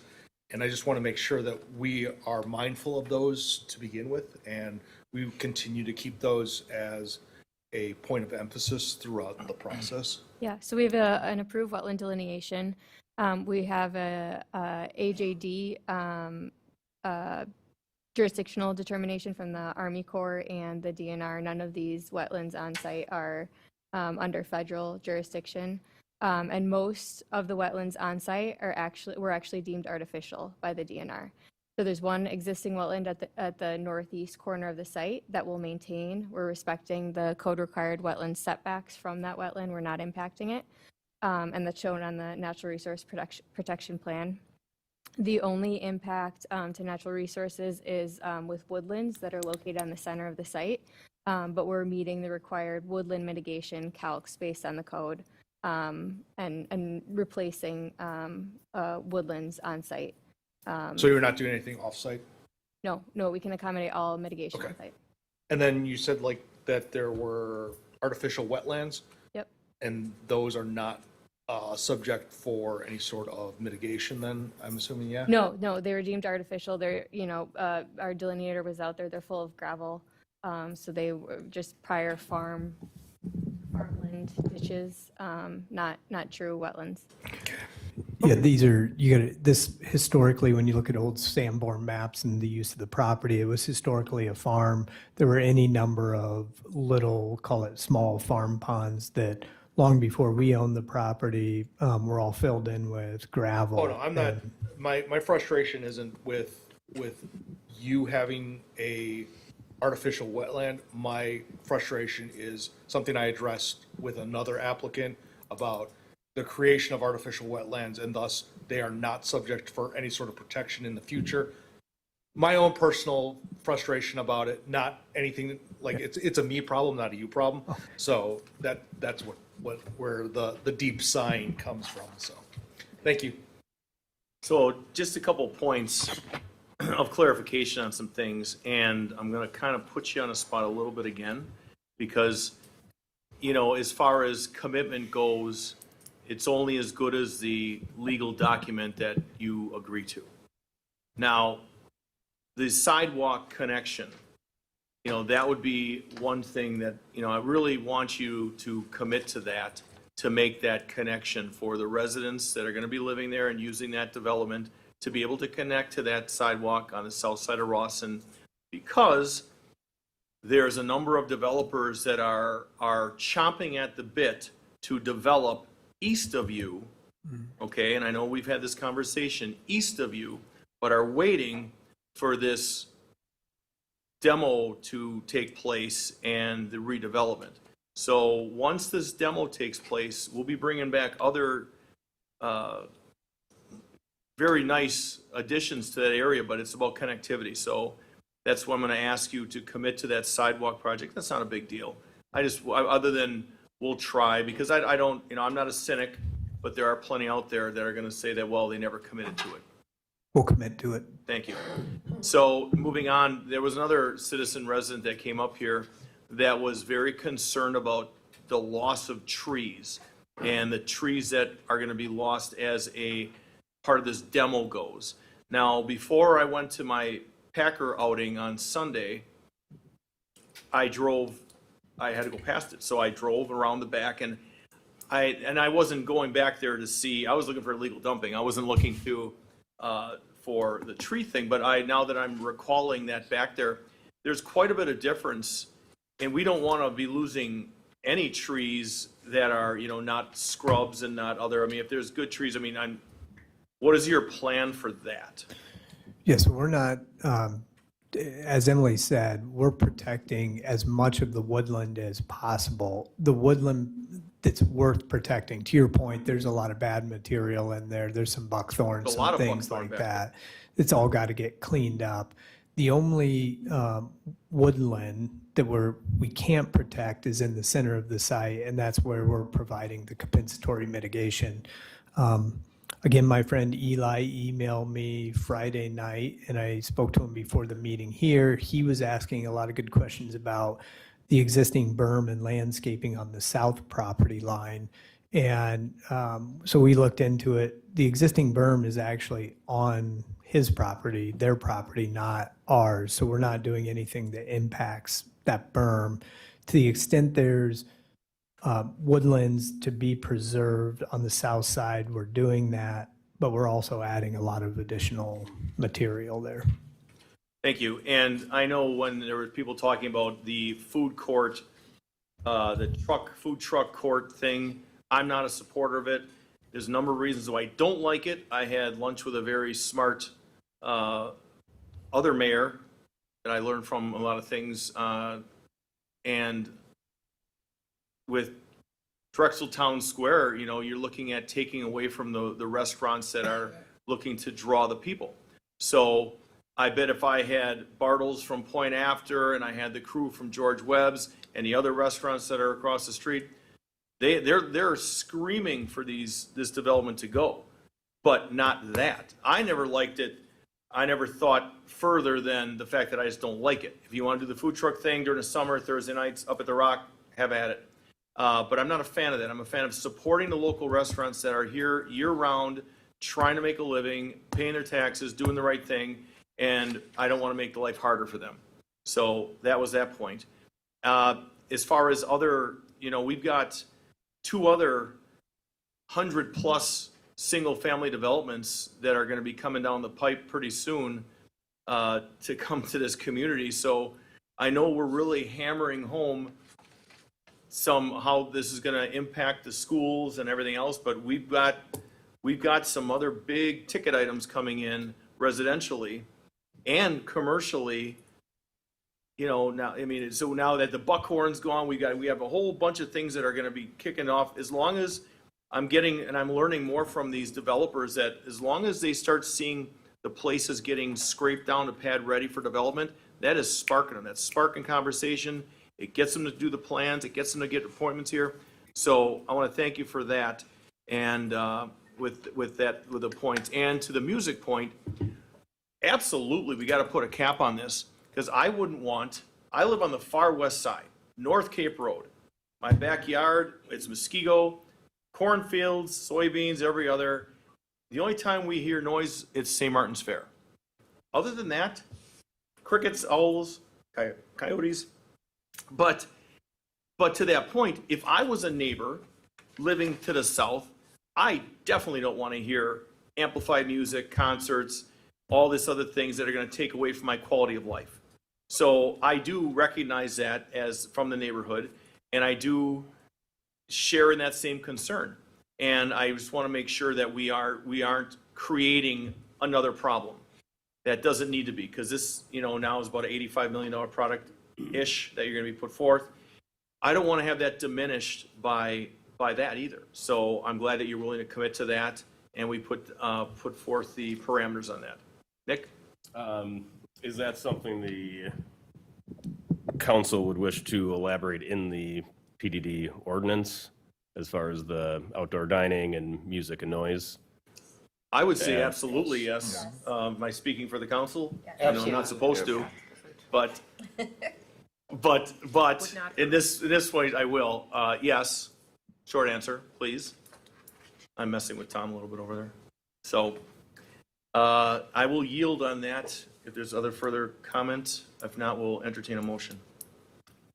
Oh, sorry. So, not to belabor that too much, but so that should be then included in any motion, and I don't know if it's for just staff to work with the applicant on those parameters, if it's time, sounds like there's something in the development agreement already, setting a decibel limit. Well, it would follow city ordinance, but it would be a hard shut time at 10.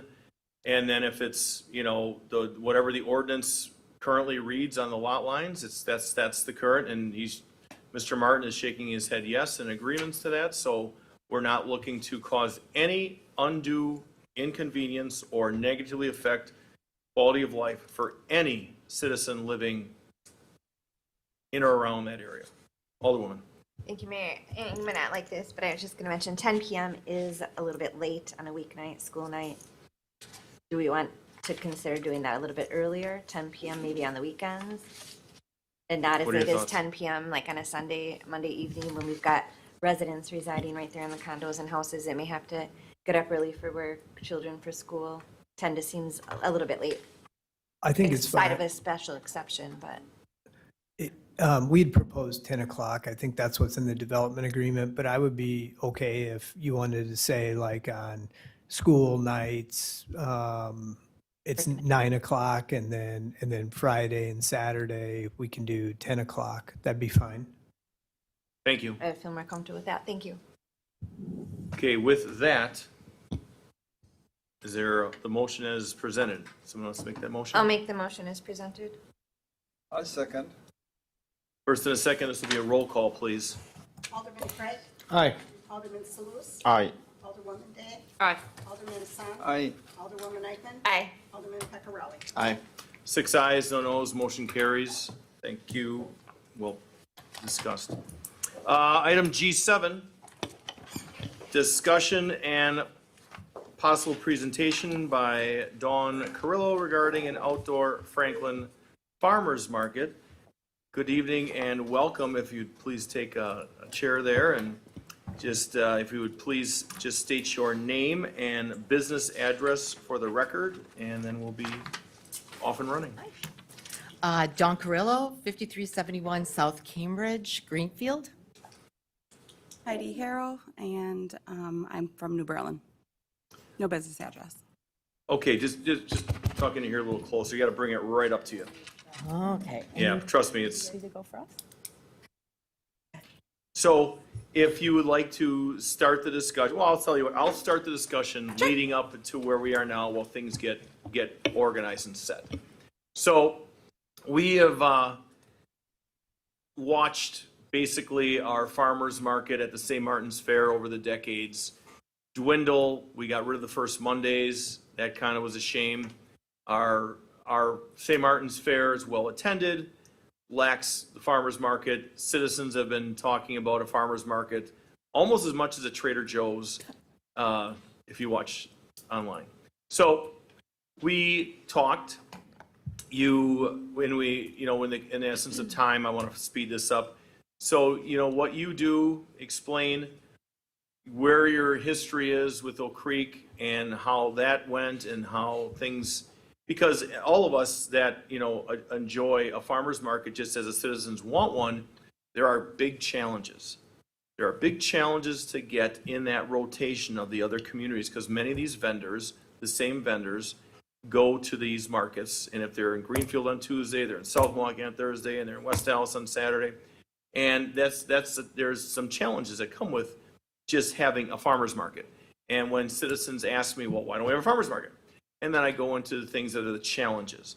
And it's not just, wow, what a great idea, I never thought of that. It's how do we get it implemented? Where does the money come from? Who organizes it? Who runs it? All these things have to come into play.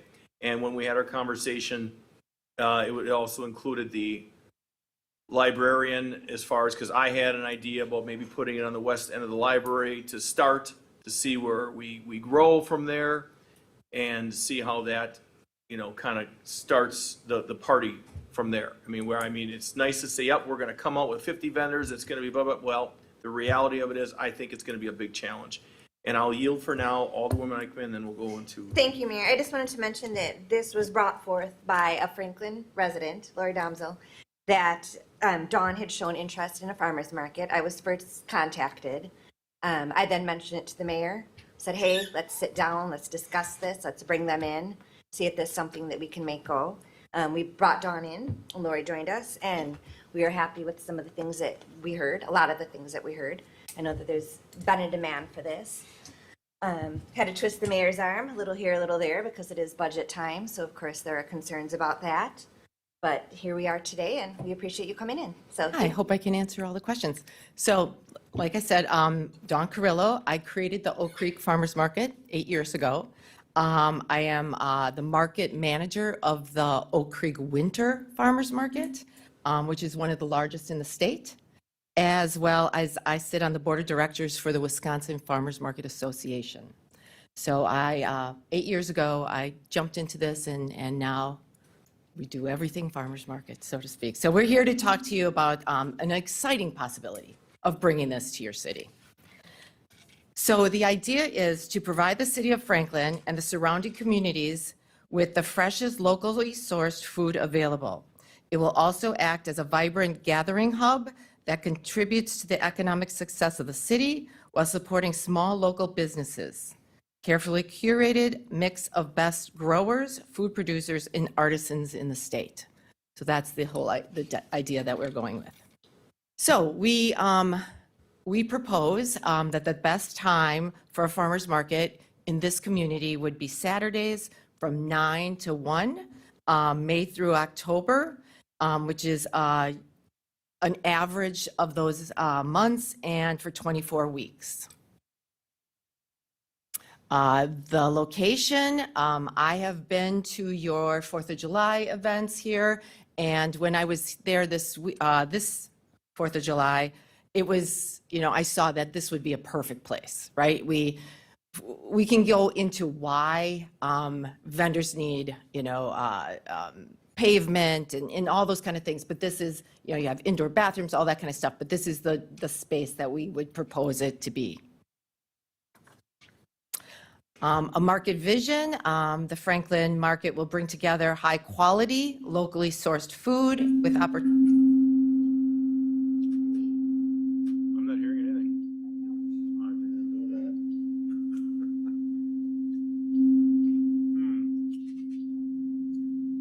Broken. What about if we just, well, I could give the presentation. Well, whatever it is, bring it real close, ma'am. So I will continue. Our goal is to become a hub for the community connection, supporting small businesses while helping our neighbors eat healthy and live well. So all the wonderful things that a farmer's market has to do with it. We would start with 50 to 60 quality vendors every Saturday. And, this kind of outbreak here, high quality vendors are the backbone of a successful market. Customers are willing to travel for fresh, locally made and reliable, excellent products. When they find a level of quality, they'll keep coming back. And then we know that once a shopper comes here 2 or 3 times on a Saturday, it becomes a habit, and then they'll use the market going forward. It also, more than just food, it becomes a place for education. We could do cooking shows and information on canning, things like that. Creativity, music, just single or maybe 2, band. There you go. And a place for community. This is a picture of goat yoga that was at Drexel Town Square. So this would be our messaging, fresh, local, meaningful. We know that buying local and getting your vegetables from the producer and the growers are 60% better for you. So we love to use that as a main source of information when, encouraging people to use the market versus going to the grocery store. As well as community involvement. So I will kind of paraphrase these things. When I started the Oak Creek Market, we had a lot of businesses that couldn't support or couldn't afford to be a sponsor. Sponsors started at $2,000, went up to $20,000, but there are a lot of businesses, whether it be, a local law office or a realtor that maybe wanted to get involved. And so what we did was we created a project where they would do the children's programming. They would pay for it, they would run the tent, it would be something that would be educational, and that was their way to get into the market and then expose the community to their services. We also believe in nonprofits being able to give one free space every market for the 24 markets to a nonprofit. A couple, like we would do Wisconsin Poison Control, where they would be able to talk to the community and get information out to the community, as well as water sales. A lot of times I was contacted by the Girl Scouts or the Boy Scouts, and they wanted to sell the cookies. Well, that's in direct competition from the vendor who sells the cookies all year, so that didn't work. So what we did was we created a way that they could generate money and do fundraising, and so they would do water sales. So there, no one at the market could sell water except that group could, and they would make homemade signs, and they would generate $500 on a hot day. So it was a great opportunity to involve the students of the community as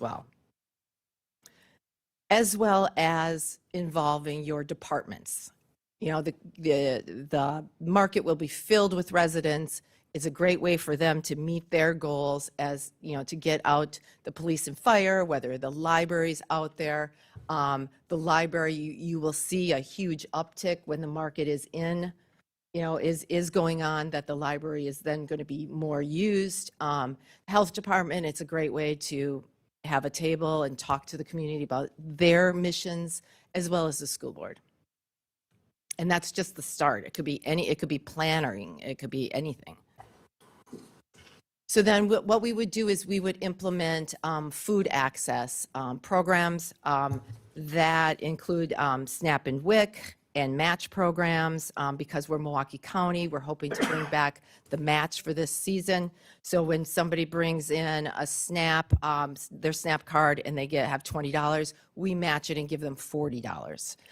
So then that would be part of this this market as well as we would honor the WIC and the senior, as well as then also maybe taking it to the next level and being, depending on our vendors, whether we take produce, take leftovers, and take them to the shelters, so that, or the food banks, so that they could use the extra food at the end of the day. So farmers markets don't just support local growers, they drive economic growth throughout the community. So we use this at the state level when we're talking about bringing a farmers market into the community. These numbers come from the state. For every $100 you have at the market, somebody creates at the market, $65 is spent in the community at that same day.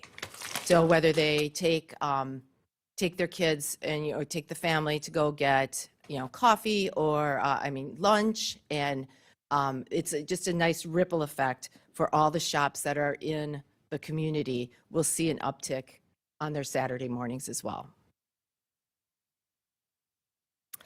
So data collection, I'm a firm believer in data collection, and we're taking it through the state. More and more farmers markets are collecting data, because then we can show how important what we're doing is as the statewide. So we will collect data from every vendor after every market. And this will give us an opportunity to be able to make informed decisions on whether we make changes, whether we need more advertising, more signage. All those kind of things are based on data. So some of the data that I did in Oak Creek last year was I would have a free raffle. Everyone would donate something. It'd be a huge basket full of 100 items, and you would just have to put your zip code. So name, zip code, and phone number, so I could call the winner. And then we would tally those up. And we found always 45% were Franklin residents that were going to the Oak Creek market. So that tells you that, that your community would support that they go to farmers markets. So then we were asked to put together some initial costs. We believed that the setup and the basic equipment would cost an initial cost of $15,000. And with the $15,000, Excuse me for a second. Can you move that off so we can see that far right? Not you, yeah, you have the, can you get rid whoever's of got it to slide that over so we can, thank you. there. So right, so what we need to do is find a founding sponsor or two sponsors that would generate the 15,000 that we could get started with. I'm thinking maybe the developer. I just saw my new sponsor. Well done. So Ian Martin, I'll give you his okay, yeah. cell number. You brought the In that parking lot. you brought the market to Franklin. So that would be those initials, and then what we would then do is the yearly costs to contract a market manager, 30,000, day of coordinator. So a day of coordinator is somebody that we pay that is like a second person at the market. It's usually an hourly rate, and they're there for the 7 hours of setup and takedown because it's really hard, especially with 50 and 60 vendors, to have one person do it all. And then we looked at the dedication for the staff and what that might look at. And we think that it would be, other than maybe some initial IT things, that it would come out to be about 4 hours a week for the entire staff. DPW dropping off, the gates to secure the streets, or the finance department collecting the fees, and those kind of things. So it's not a huge investment in time from your current staff, as well as then some rough things on advertising and entertainment, meaning like the one piece, which we usually pay $150 per. So we're not talking about big money, but it's going to add up. And so the funding sources are, we charge currently at most markets in the area $500 for a spot for a year, which is really very comparable. It's about $21 per week. So it's an easy get from the vendors, which then that would generate 30,000, and then we would cover the rest with sponsorship. Last year, or this year, I walked away from the Oak Creek Market in June. This year, I had secured 50,000 in sponsors for the Oak Creek Market. I don't understand why you wouldn't be able to do exactly the same. It's just community businesses. So whatever that ended up, 50,000 would just give us more money to do more activities and to grow it that way. So the next steps, you would think we're in pretty good shape, but we need to kind of move on this. This is when all the planning is done for a market, whether you're an established market or a new market. So what we'll do is, so in October, we're creating a marketing plan and a budget. We start to then secure sponsorship. In November, we start to get the word out. We do press releases. We get all the websites and the social media ready. December, we would create the more, the information, the rules, the programming, those kind of things. And then in January is when all farmers markets, especially the big markets, open applications, January 1st. So then we would be in the mix of all. You made a comment about vendors, but vendors, especially people that do this for a living, and aren't just making, bread on the side, that are true vendors, they understand, they will see what's important that this market has that other markets don't, and you will get the quality that you need. They also, they're very connected to each other. One vendor decides that this is where we're going, and then others will follow. And it's really the relationship that we have with our vendors that would be the reason they would move. So then I am going to introduce, so yes, farmers market managers are a rare breed. There's not a lot of us, especially in the Milwaukee County. But because it's one of the most important aspects, you have to really fine-tune a great farmers market manager. And I'd like to introduce you to Heidi.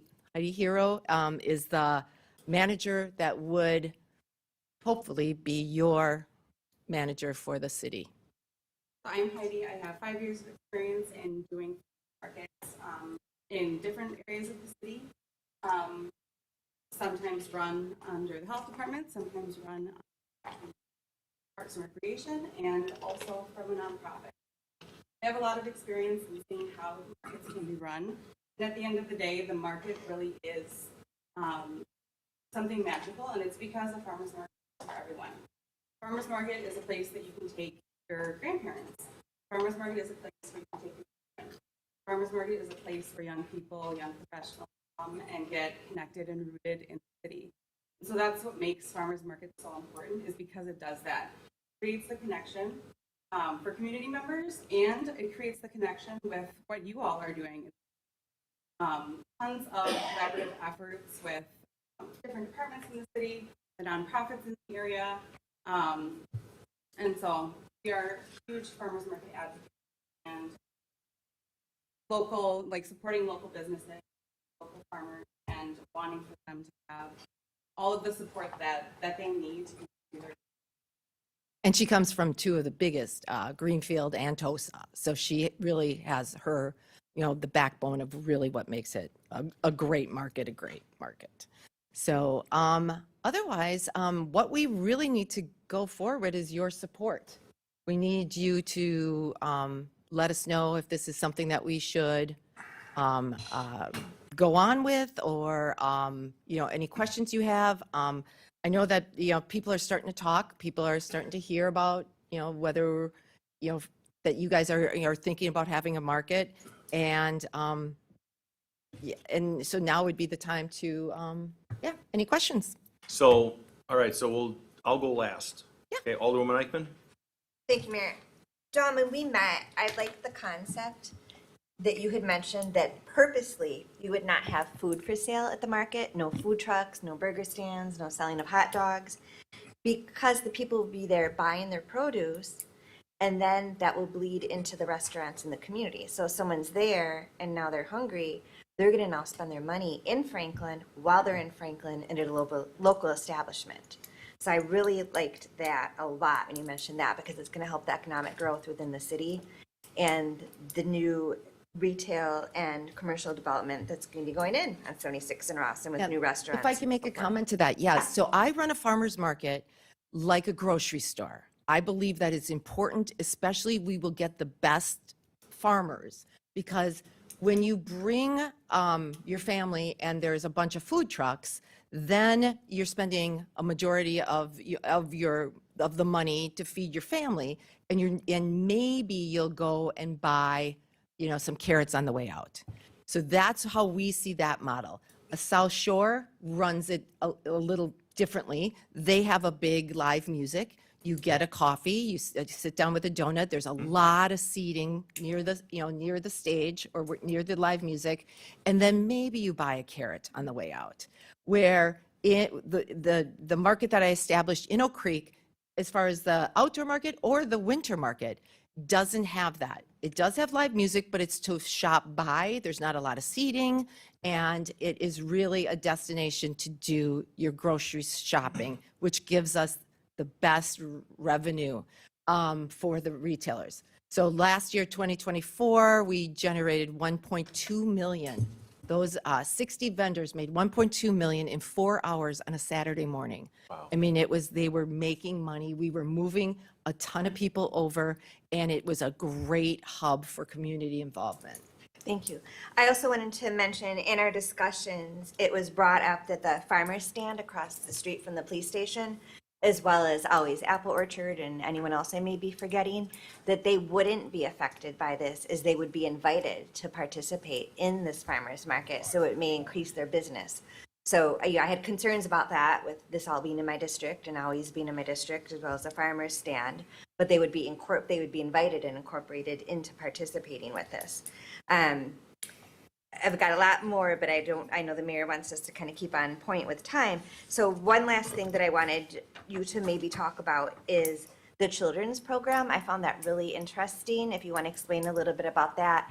I feel this is so important for our community, because it's promoting local, it's promoting eating healthier. There's just so many benefits. I mean, when I grew up in Franklin and the mayor and Alderman Pecorelli, we were always nicknamed back in the day by local communities, Greendale, Greenfield, we were always called the Franklin Farmers. That was the nickname for us back then, whether we want to admit it or not. And we're still angry today. Yes, and That's why we take all their developments. right, and then other than the Monday night farmers market that a lot of the newer residents in Franklin weren't aware that we had for a little bit. I mean, we're really the only surrounding community that does not have a farmers market. When you think about it, Greendale, Greenfield, Hills Corners, Oak Creek, everyone. Of course, West Dallas has had a large one for many years. But I feel this is really important, and I really would like the support from everyone up here, as well as the community. Reach out to your elected officials, reach out to the mayor, myself, for those that are, for this, anyone that has ideas or wants to add to it. But lastly, I'll just end with, I think that raising children in Franklin to eat healthier and have healthy habits is so important too, just for the health and well-being of kids in general. And I really was intrigued by the program that you talked about when we met, as far as giving the child a coin, and I'll let you explain that if you don't mind. So we did kid coins, and you called it pop tokens. Nice. So what we would do is find a sponsor. They would give us $2,000-$3,000, and we would create a $2 coin. Every child from an age, I believe my ages were 6 to 14, maybe somewhere in that. So what they would do is, by getting that coin, they would be able to go and talk to the farmers. The coin was only to use for fresh produce or fruit and or honey. But that coin was then had to be that discussion between that farmer and and the child. And so what we were doing is growing the next generation of farmers market customers. And what it did was it gave a great relationship between the two. And we've seen it grow. We started, I believe, with 2,000. I think we were up to 4,000 in 2024. So it is a hugely popular, but it's also covered under the cost of a sponsor. So the sponsor gets their logo on it, on the coin, and they get all the accolades of helping teach kids how to eat healthy. We also have something called a Taste It Tent, where we started it in Oak Creek, and now it has gone to maybe 10 local farmers markets, and then I will also speak about it on the national level, because it is such a great opportunity to give away free samples and have everybody try something that maybe they're not super familiar with, and it becomes a hub. More than just the trying of something, it's become a hub for communication. Older people come and tell us stories, ideas for cooking with it. It's really taken off, and it's a really great opportunity for something free. And we collect the data, and the data shows that if we have, ground cherries at the Taste It Tent, ground cherries are sold out at the market. Thank you. Well, Alderman Sluse and Alderwoman Day. Thank you for the presentation. I joined the Common Council not a long time ago, and I have been super passionate about the idea of having some type of a public market. And in fact, I met with Mr. Martin here multiple times trying to push the idea. And the farmer market might be the closest to what I'm looking for. Hopefully there'll be a seed for such a project where the farmers market and the public market kind of combined together. Maybe that will create a lot of pressure on Mr. Martin to convert his commercial space into public market, and in combination with that, having the farmer market being held in there. It's a wonderful idea, 100% support. Thank you. Alderwoman Day. Then Thank you. Alderman Pecorelli. I love farmers markets, 100%. I worked in Wauwatosa for many years for the health department. I was there at the inception of the POP token, so I've spent many Saturdays in Wauwatosa working at them, and have seen how that one has grown over time. And it is a miraculous thing, and I love all things about it. I love the food, I love the music, I love all the crafts. It's wonderful, and I think Franklin would benefit from one, absolutely. I know people want it.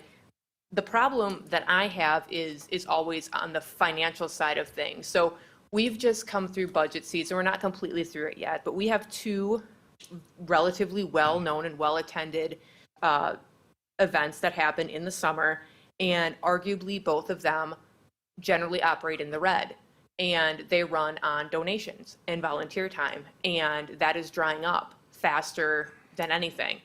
And so to hear the funding for this comes through sponsorship, because the city doesn't have any money to give. I would be 100% against this if you're asking for any money from the city.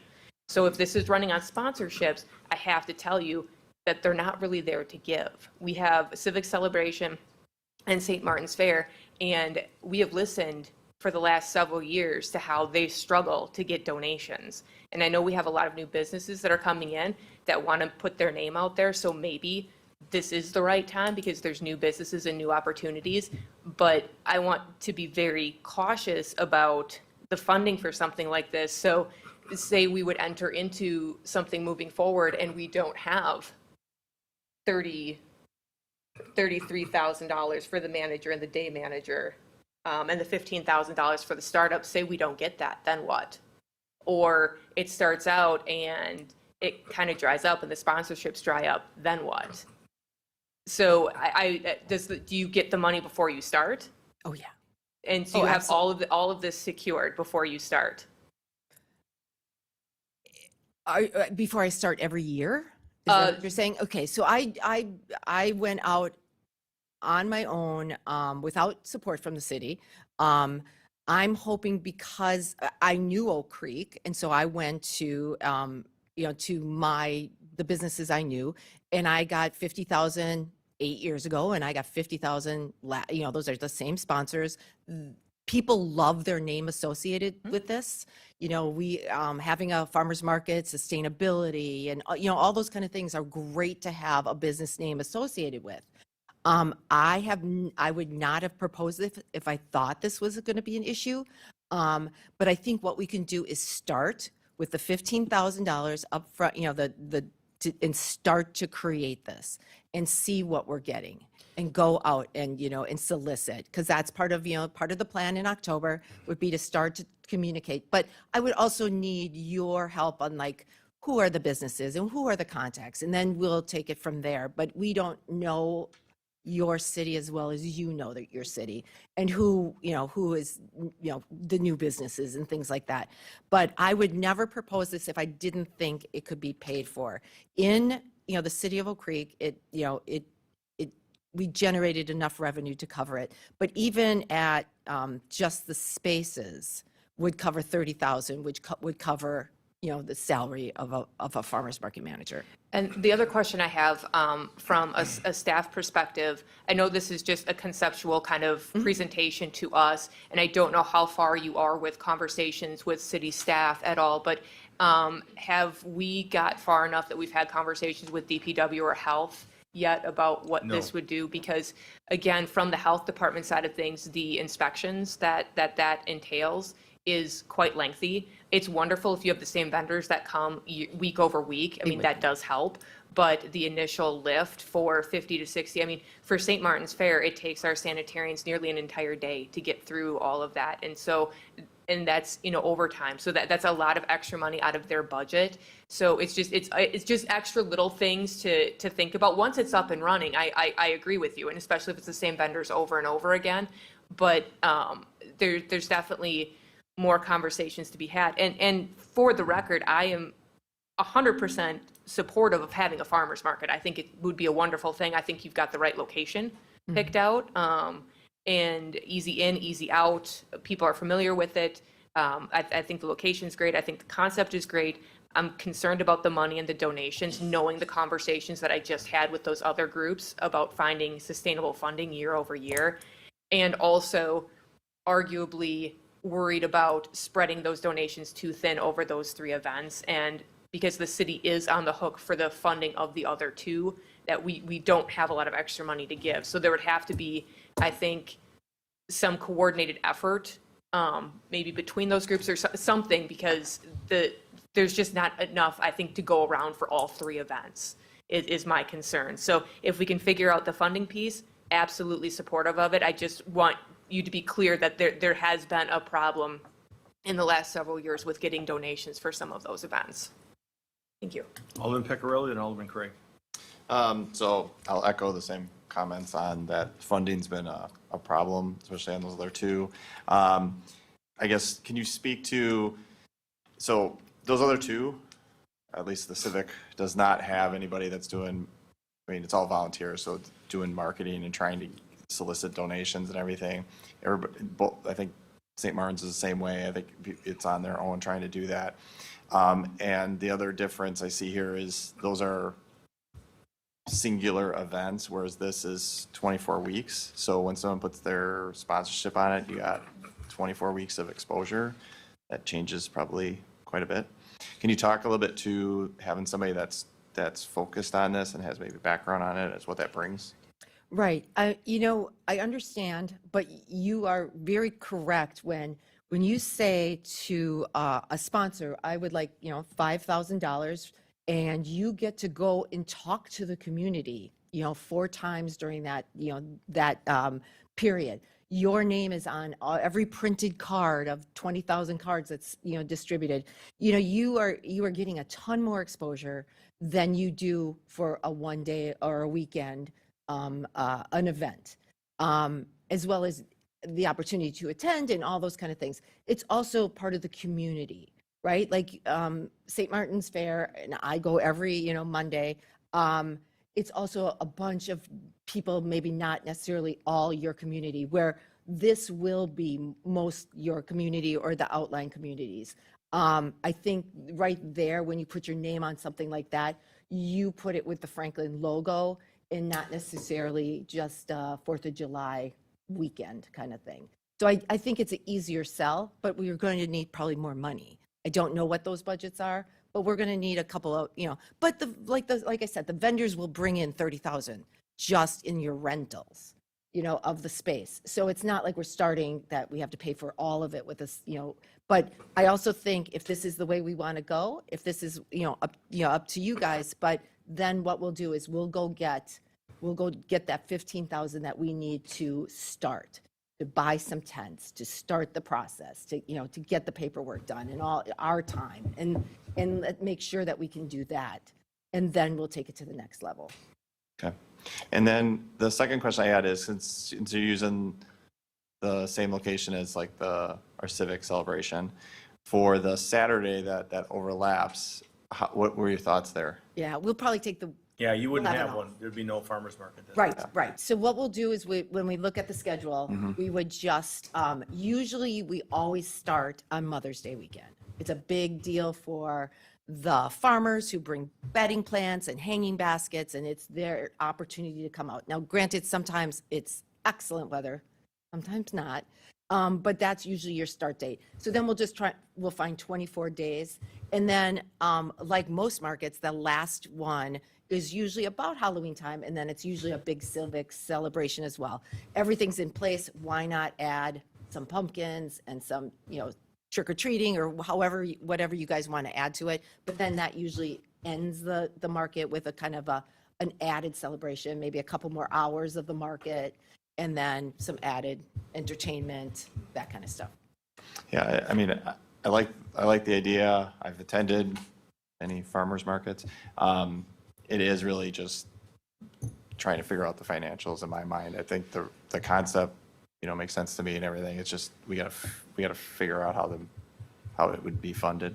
So with that, I'll yield. Out of the realm of possibility also for us to have potential sponsors that would make a commitment for 4 years. I've seen that several times. So I think that would be a great opportunity for us to start and ask for those up front, so that we can really get started and really get it going and know that we have backing for like years ahead. Yeah, I could see that would be very helpful. Yes. Thank you. Alderman Craig. Thank you. Just a couple things. So it kind of baffles me that there isn't a farmer's market that operates Saturdays from 9 to 1? Or is there someone that we'd be, we're the new program on the block and we're going to be going up against Duke every Saturday for the first year and a half or so? I don't know what team is better than Duke to give you that analogy, but Answer is North Carolina. Okay. The answer is always North Carolina. Carolina. We would be the North Carolina. Right, So, right, so yes, there are the big players. A Saturday market is the big players. It's the strong, it's going to be the most revenue. So it's going to be the major farmers that are going to be part of that. Tosa, Oak Creek, Racine will get a brand new market on a Saturday morning. Who else is Saturday? South Shore. But we truly believe that is the time and the date and the place that we can make this the biggest and most profitable for our vendors, which then makes it for the best place for the community. So how does that work then when you have these larger kind of satellites that are already have established routines and followings, and we're going to plant our flag to compete? How are we going to pull those really strong producers to Franklin in that regard? Honestly, it's the farmer's market manager. Okay. They'll follow us. My vendors have been, so I have 75 vendors that will be at the winter market and are looking for a new home. One of the things you mentioned was the $500 for the year for a vendor. Do you see, in your experience, attrition where a vendor may say, you know what, it's already sunk cost, I've already spent the money, I've done 6 and the ROI isn't there, and they just say, you know what, it's $21 for the per weekend for the rest of the year. I'll see if I can kind of squeeze in a Tosa, or I heard that Racine's got something, and I'll check them out. Like, is there an attrition rate, or how much of an attrition rate is We usually run I usually run 30, a list of 30 vendors that would fill in. So I have a wait list of 30 that I would, no one gets a rebate, you don't get your money back, but I would just fill it in with another vendor. Okay. And then the last thing, and this is more of, once again, my own personal kind of showing through, but when you talk about the water sales going to the Franklin school programs and the school board, Franklin is unique in the fact that our city supports 3 different schools districts. How does that work? Or is that kind of, you know what, we are an FPS market, and OCF, I know the person that runs Oak Creek, so you're set, and Whitnall, too bad, go away. Like, how does that work in that regard? Or is there a rotate, like how does that? There's just usually a contract. We would have a contract that they would sign that would be, so it would be available to any Franklin child, from a kindergarten group that wants to raise money for equipment to the high school soccer team. And it would be the first 24 that would sign up, take a date, and they get it. So it's really no rhyme or reason, but as far as who's picked for what, but it was a first come, first serve. We put it out to the community, usually social media, they fill up, and we're done. We don't touch the money. It's an exact wash. And I hope to bring this to Franklin as well, is that we would get a sponsor that would donate all the water, could put their label on it. And so then all the water's free. But we don't, as farmers market managers, wouldn't even touch it. Like, if you were the 8th grade basketball team, you would go to the vendor that donated the water, pick up the water, chill the water, sell the water, take the money. Like, the city would not touch it. Got it. Thank you. Before we go to round 2, quick question. So if you're looking at that Saturday time and date, when is Oak Creek's? It is the same. So we would be competing with our neighbor community. Yes, you would. So That I know of. They might be changing. So let's say they're not changing, and they're gonna plan on the same date and time, or same date. Let's just go with same date for the sake of argument. Now, they're the same date.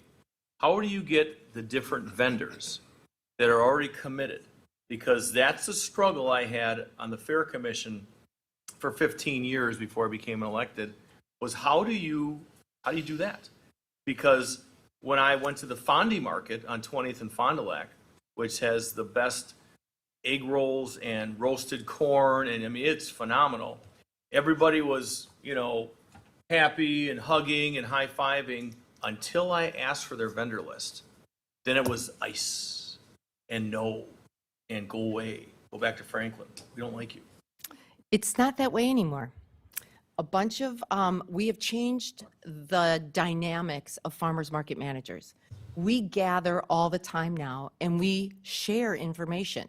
When we have a vendor who broke a rule, we share that information between each other because a lot of us are on different days of the week and so we'll have the same vendors.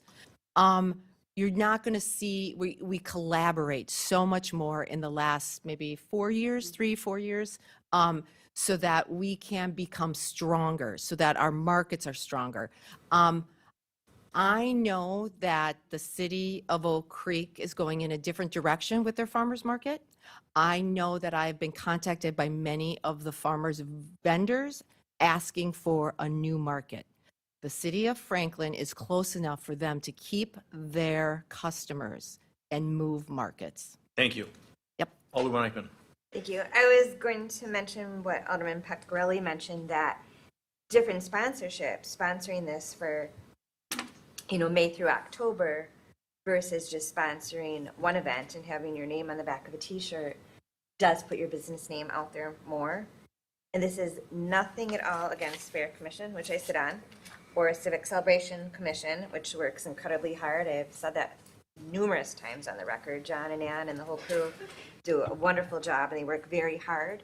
But when you really sit back and you think about every single developer in the city of Franklin, just off the top of my head, I wrote like 7 down, I started with District 6 for whatever reason.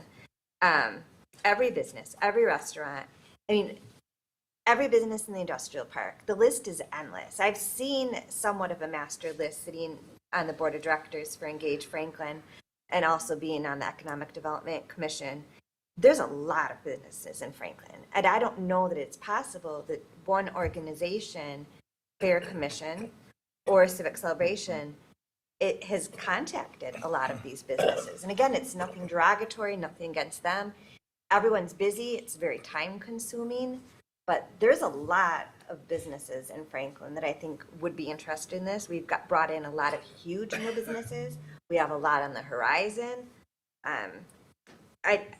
I understand and respect everything that Alderwoman Day said, because that was a huge concern of mine, and more so the mayor's when we met with Dawn for the financial aspect of it. But I really think this was something that we could pull off. I know the mayor is always saying that we never have enough boards and commissions. He's always looking to add more. That's a joke. But we could have a farmers market commission. We've got some great people in our city of Franklin that would probably love to volunteer and help go out to get some sponsors. I'd be happy to recruit. I know that we have at least 2 people in our audience here today that I would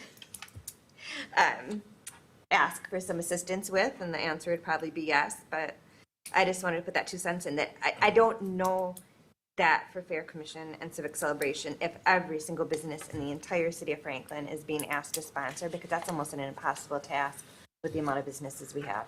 With that, I'll yield.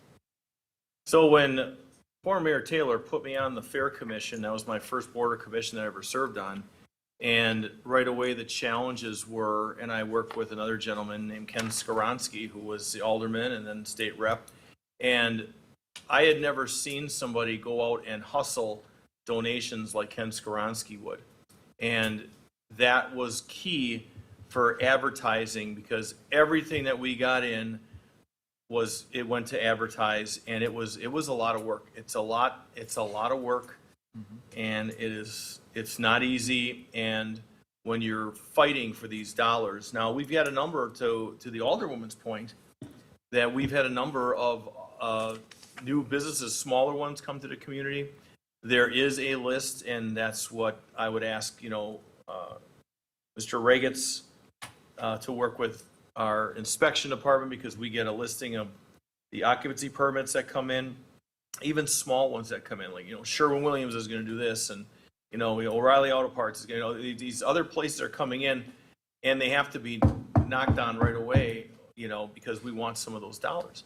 So I know there's challenges. I think everybody up here would love a farmer's market, but there's the logistics and the details to get that accomplished. And I know I learned firsthand with being on the Fair Commission and watching the first Monday fairs dwindle and then go away. And, you know, it's a battle, but I mean, it's definitely, the community wants it. Right. So, And it's a great thing that we stick by the rules. You don't show, you don't come the next week. Like, you are penalized. We, you know, can be real hard at our rules, and that makes the vendors appreciate that. Everybody's treated equally. And once they make a commitment, I've had one or two ever pull out. And some of it's, they were relocated, their jobs, you know, or things like that. But it's really rare that you have a vendor pull out at any stage of the market when you make that commitment. okay, Alderman Craig? So going back to your timeline, like you said, hey, we need to kind of have a commitment in October. By my watch, it's the 21st. And our next council meeting is November 4th. So does that put us at a position where, you know, just bad timing, and this, we don't know if we'd be able to kind of put this together, because if, I think I can speak confidently that if we're going to do this, I don't want to do this kind of by the seat of our pants, and where we would put Heidi in a disadvantaged position of like, yeah, I know your timeline said you wanted to have this complete, these marking points, but you know what? I just don't know if it would be feasible or fair to whoever that manager would be if we don't give them, you know, and like I said, where your timeline says we would need to have some sort of true commitment in October. Correct. How do you square that circle? Right. I mean, if you want to talk to them about this, but I mean, we're talking about weeks, right? So we come back in November, you guys feel comfortable with it. We've answered all your questions. We've put out feelers by then on, you know, that, you know, who do we need to talk to, things like that. So then you say it's a go, and then we start to collect, we start to create the rules, and we create, you know, all the things that need to be, you know, we need to look at what the grounds look like, and is there a garage we can keep tents in, and, you know, like there's a lot of little logistic things, and that all can start to happen, right? It doesn't mean, you know, but we just need your support that this is something that the city wants to do, that we are going to need the finance department. We're going to need to talk to IT. How are we going to get, you know, social media? Like there's going to be those conversations. We just need your approval, and then we'll start those conversations. Yeah, because our director of administration's got nothing to do. Well, I kid. You still got the floor, sir, and I got a comment, and we'll. But yeah, I'm good. Thank you, though. Okay. Like I said, I just want to have this. So I think moving forward, the way to kind of herd the cats back in is to basically say, bring it back November 4th. We could then, you know, review and possible action on November 4th. Once we have some more information from you with, you know, and logistically, you could work with the alderwoman on, and then she can work with staff with putting together a council action sheet. And then we can discuss it and take possible action on November 4th. I think that would work within your timeline. Sound good? Yep. So is there a motion to bring this back November 4th with I'll make the motion to bring this back November 4th. Second. first and a second? All those in favor? Aye. Any opposed? Ayes have it, motion carries. See you back November 4th. Thank you, Dawn and Heidi. G8, resolution authorizing the Franklin Police Chief to accept the, let's see here, fiscal year 2025 Community Policing Development Supporting Agencies Seeking Accreditation Grant Contract and approval of the accreditation coordinator job description. Good evening, Chief and Captain. Jason Ireland. No, I know his name, but I'm just saying it should work even though it looks damaged. It should work. Not saying it will.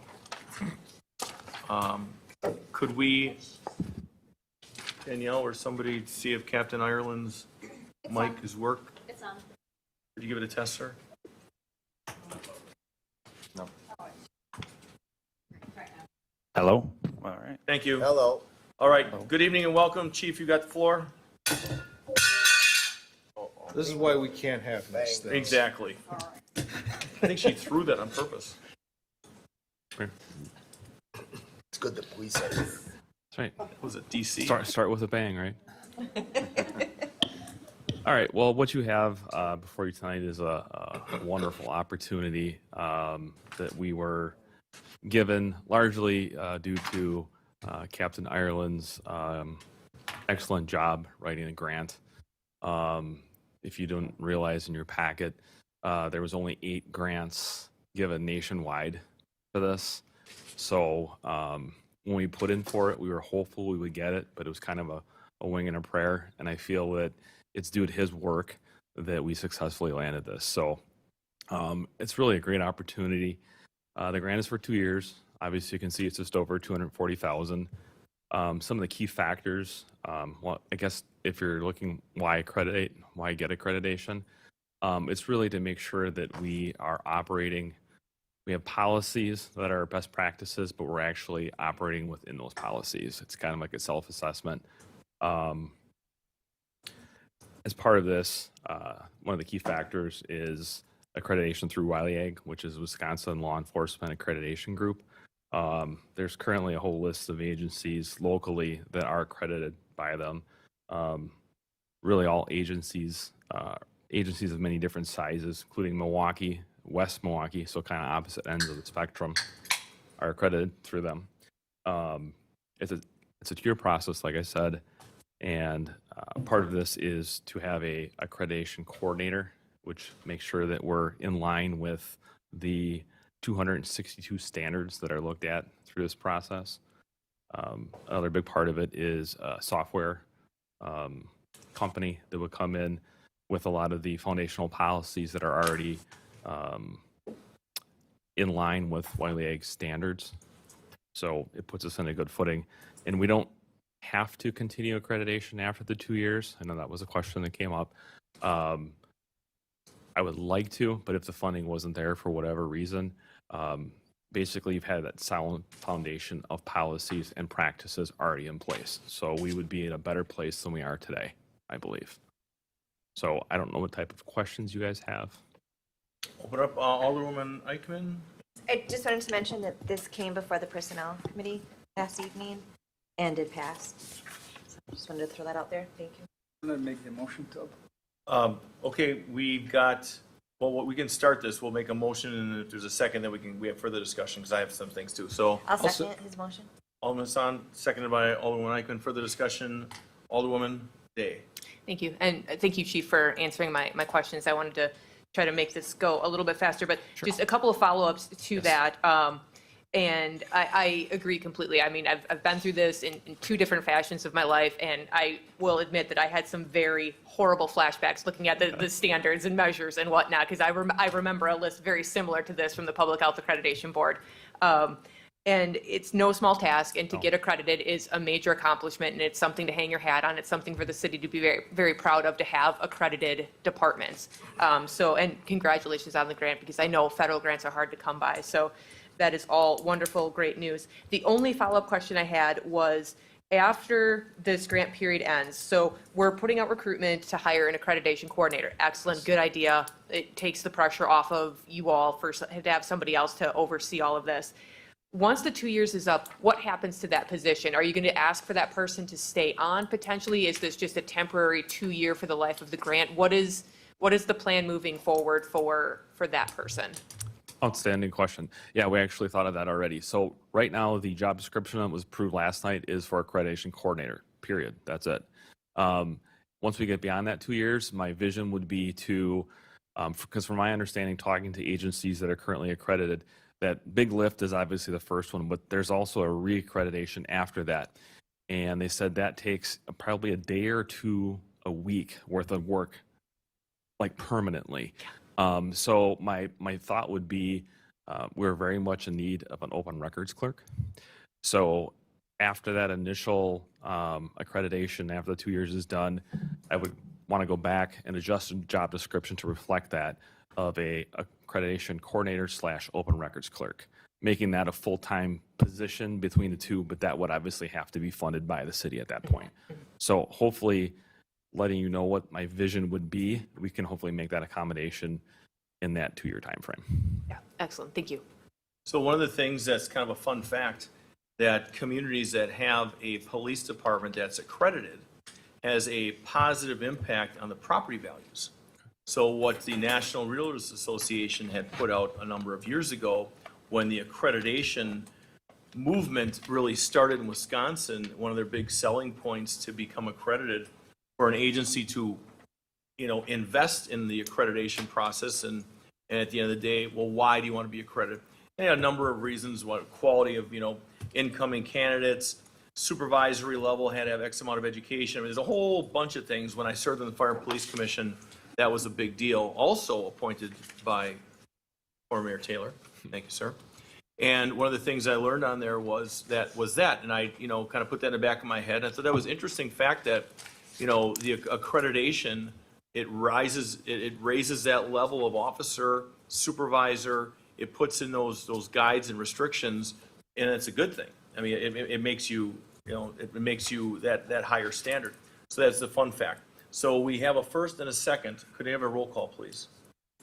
Alderman Peccarelli. Aye. Alderwoman Eichman. Aye. Alderman Assam. Aye. Alderwoman Day. Aye. Alderman Salus. Aye. Alderman Clark. Aye. 6 ayes, no noes, motion carries. Thank you. Well done. Thank you. Thank you again, Captain Ireland, for all your hard work Request on a that. recess? You know what, going into G9, it's 9:10, come back at 9:20, please. We'll take a 10-minute recess. Thank you, sir. Kelly, please advise when we're on.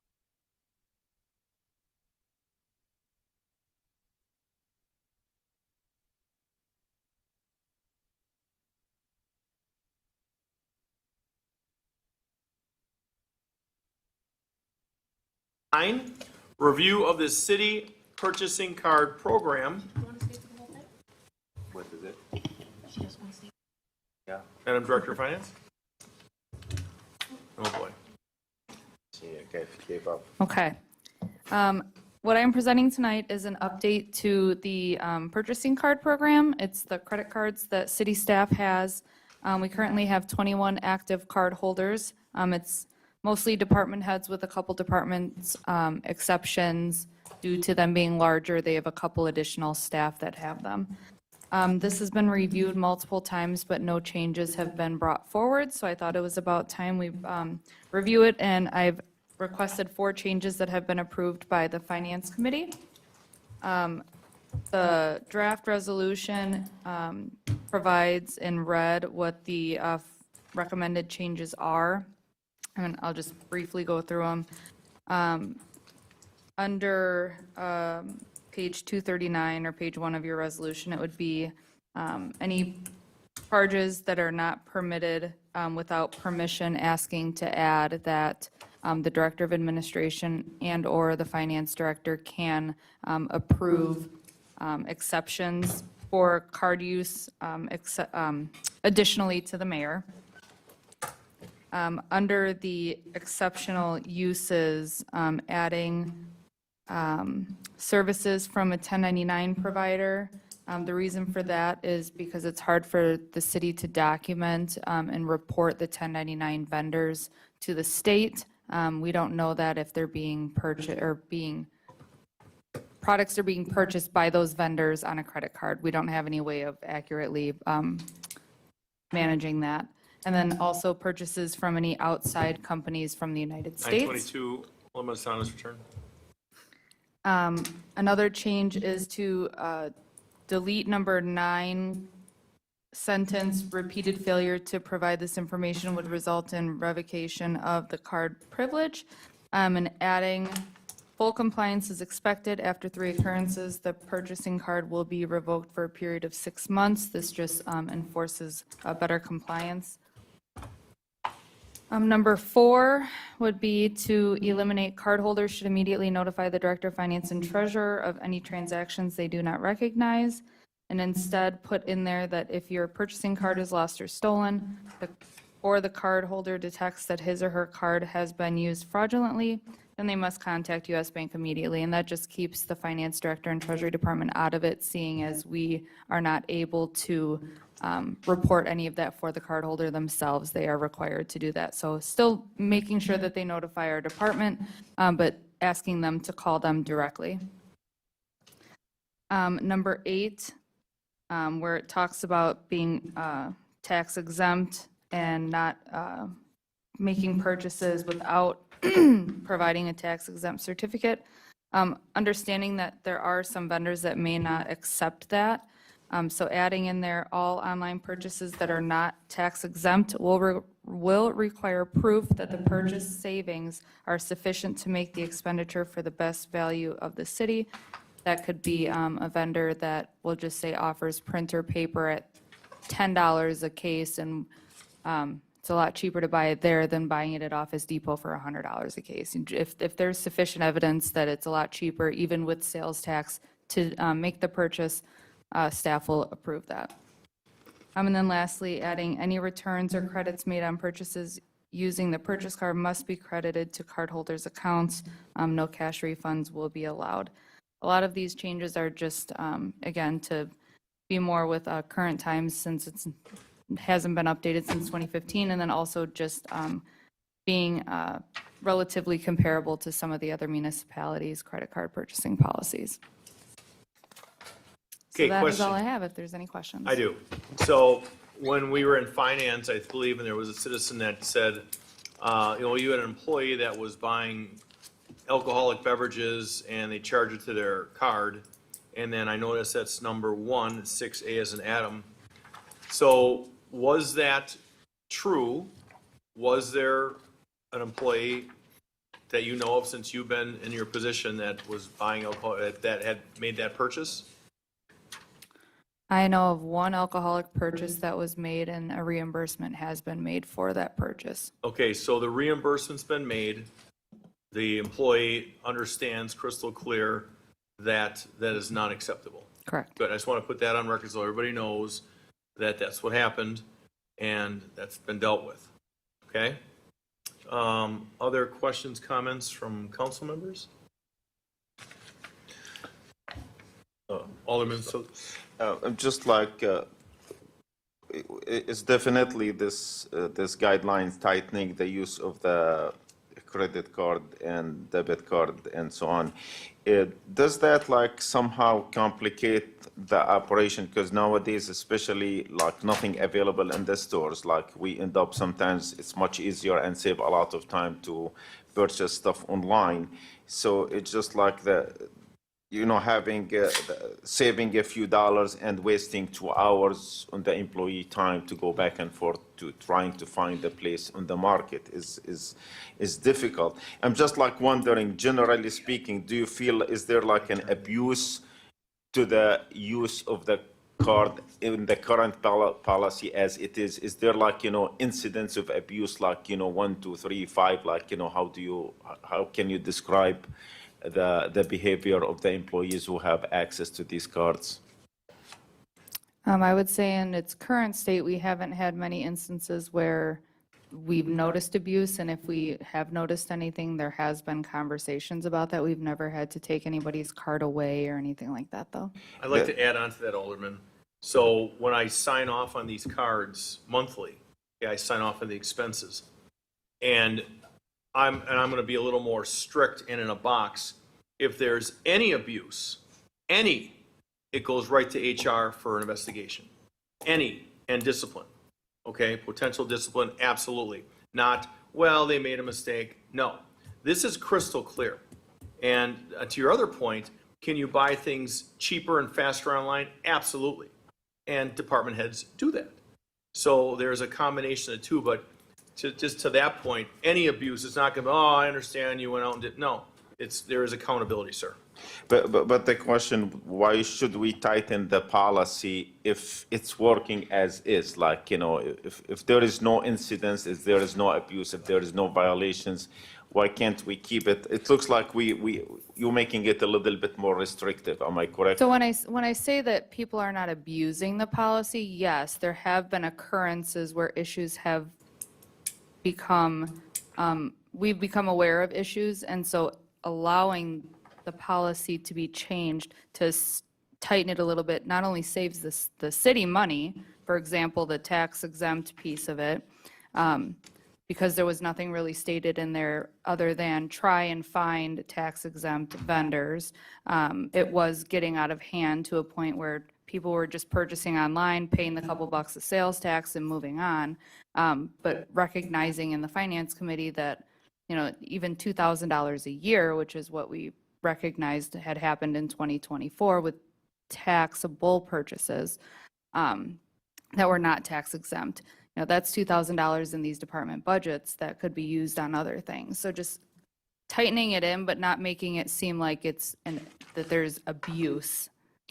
Because the tax exemption is not strong enough of a valid reason, because sometimes, I'm talking about myself, I want to buy something and I go to the store, I can't find it, then I go to the next store, I can't find it, then I find myself spending hours looking for an item, but then when I go try to get it online, I manage to make the purchase online and the next day it's there. So time is money as well. I just want to make sure that you're aware of that. So we don't want to have the employee running all day long, that would cost us $200 trying to save $2 on the, because the time of the employees is valuable as well. That's the point I want to make. That's all. Understand, yep. All right, thank you. yield.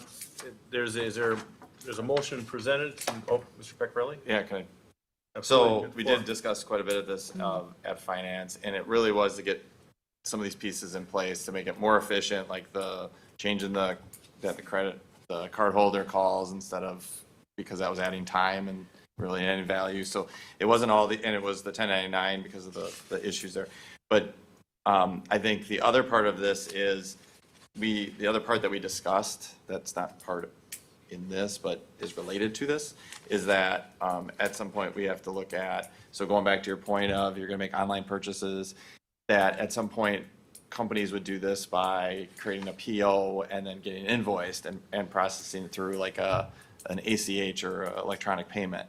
And that gets rid of your postage and some of the other things. So I guess the way I would look at this is not the only way to make electronic purchases. It's currently one of the options we have. And some of the other changes were in certain emergencies, the way we had it worded, we couldn't handle certain, like if we had something fail, we need it right away, IT needs it right away. If the mayor wasn't available, there wasn't a good way to address that. So some of this was for those two, but that there's other items that would be coming along in the future to address some of the other things. Okay. Correct. Well stated, so would you like to make the motion? I'll make the motion. I'll second that. First and second by Alderman Craig. All those in favor? Aye. Any opposed? Ayes have it. Motion carries. G10, approval of the 2026 employee benefit related coverages. And I think would be Madam Hirsch, Director of Administration, if you'd like to lead this. Okay, so we have our renewal package for all of our insurances in front of you. We were able to make changes to reduce the premium increase to our stop loss by going from 100,000 to an additional 110,000. And we have changes to the deductible amount, and that is just to stay in compliance with IRS. We have adjustments with our HRA access point, and that is again to align with the contribution amounts and I'm sorry, this is like really high. The contribution amounts and the deductibles. We have plan design changes that we've recommend, that is changing us in the plan that we're in. It would put us in a Nexus ACO plan, which steers claims to lower cost providers. Currently, I believe we have roughly 84% of our claimants are using the providers that are the lower cost providers already. So it'd be impacting a small portion of our employees. And that does not mean that they cannot see those providers. They can still see those providers.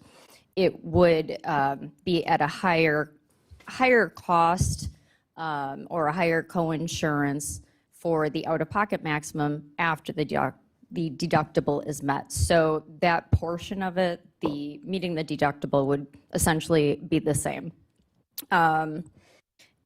That has, by going to that plan, we expect a 7 to 9% reduction. Say that again, ma'am? We expect a 7 to 9% reduction in our claims. Thank you. I like that. Or I should say premiums, I guess claims, premiums. Yeah. So we're recommending to stay with our third-party administrator, which is UMR. It's a subsidiary of UHC, and they provide and manage our PPO plan, our HDHP plan, our HRA, and our COBRA services, and that has been going fine. So I don't think that there's any reason to change that. Pharmacy benefits, we have a separate vendor. We use ServU RX, and we have been provided with a 3-year pricing proposal. We're also looking for ways to save in our prescription costs, and one of those would be biosimilar prescriptions for those prescriptions that are very expensive. Some people have thousands and thousands of dollars in prescriptions monthly. So this would help reduce that significantly. There's also a discussion to look into international sourcing program, which exists right now, where employees could get prescription drugs through other countries for cheaper. Of course, we have our NICE healthcare, which is a great benefit to all employees. That program offers our employees the ability to meet with doctors, have blood work done, have x-rays, what have you. So there's a great benefit to that. That is increasing $1 per month per employee. And that comes out to a 2.6% increase that we will pay in one lump sum.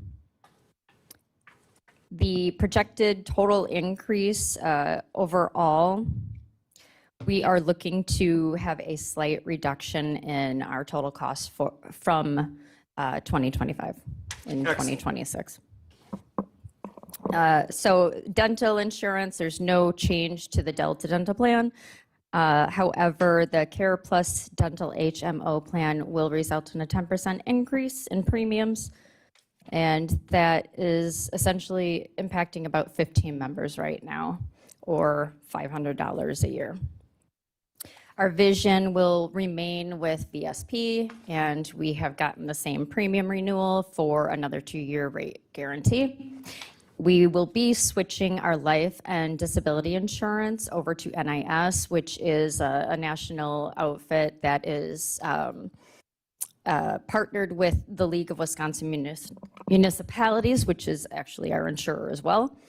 And they are offering a 12% decrease to the premiums, keeping the benefit the same and offering a 5-year rate guarantee. And we are recommending that we maintain employee contributions and do not increase them for 2026. Excellent. Discussion. Seeing none, there's a motion here to be made? Yeah, so I can make the motion to approve this. I'll second it. Because it was discussed last night at the person. Okay, excellent. We've got a first and a second. Discussion, Alderman Eichmann? I was just going to mention as well, I felt that it was very important to mention that this was brought before the Personnel Committee last evening that I sit upon, as well as the Alderman here, and that it did pass. Did you chair that meeting last night? I did. That's what I heard in the street. Okay, we've got street? downtown St. Martin's talk. There's a first and a second. All those in favor? Aye. Any opposed? Ayes have it. Motion carries. Thank you. We are going to go to G12 as requested by our city attorney. This should be a quick one. So, let's see here. I'll read everything, I guess. So Waste Management Wisconsin, Inc. versus City of Franklin, Milwaukee County Circuit Court Case Number 2025, C. Charles v. Victor 000489, and corresponding 2024 assessment. Common Council may enter into closed session pursuant to Wisconsin State Statute 1985, sub 1, sub G, to confer with legal counsel for the Common Council who is rendering advice concerning strategy to be adopted by the body with respect to the subject litigation, and to re-enter open session at the same place thereafter to act on such matters discussed therein as it deems appropriate. Is there a motion to go into closed? I'll make the motion. Second. First and a second, roll call, please. Alderman Craig. Aye. Alderman Salus. Aye. Alderwoman Day. Aye. Alderman Hassan. Aye. Alderwoman Eichman. Aye. Alderman Pecorelli. Aye. 6 ayes. Green or alpha?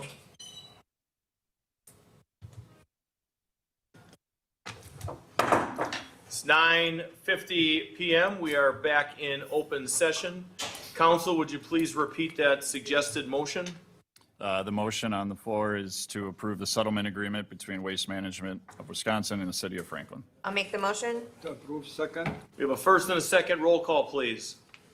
Alderman Pecorelli. Aye. Alderwoman Eichman. Aye. Alderman Hassan. Aye. Alderwoman Day. Aye. Alderman Salus. Aye. Alderman Craig. Aye.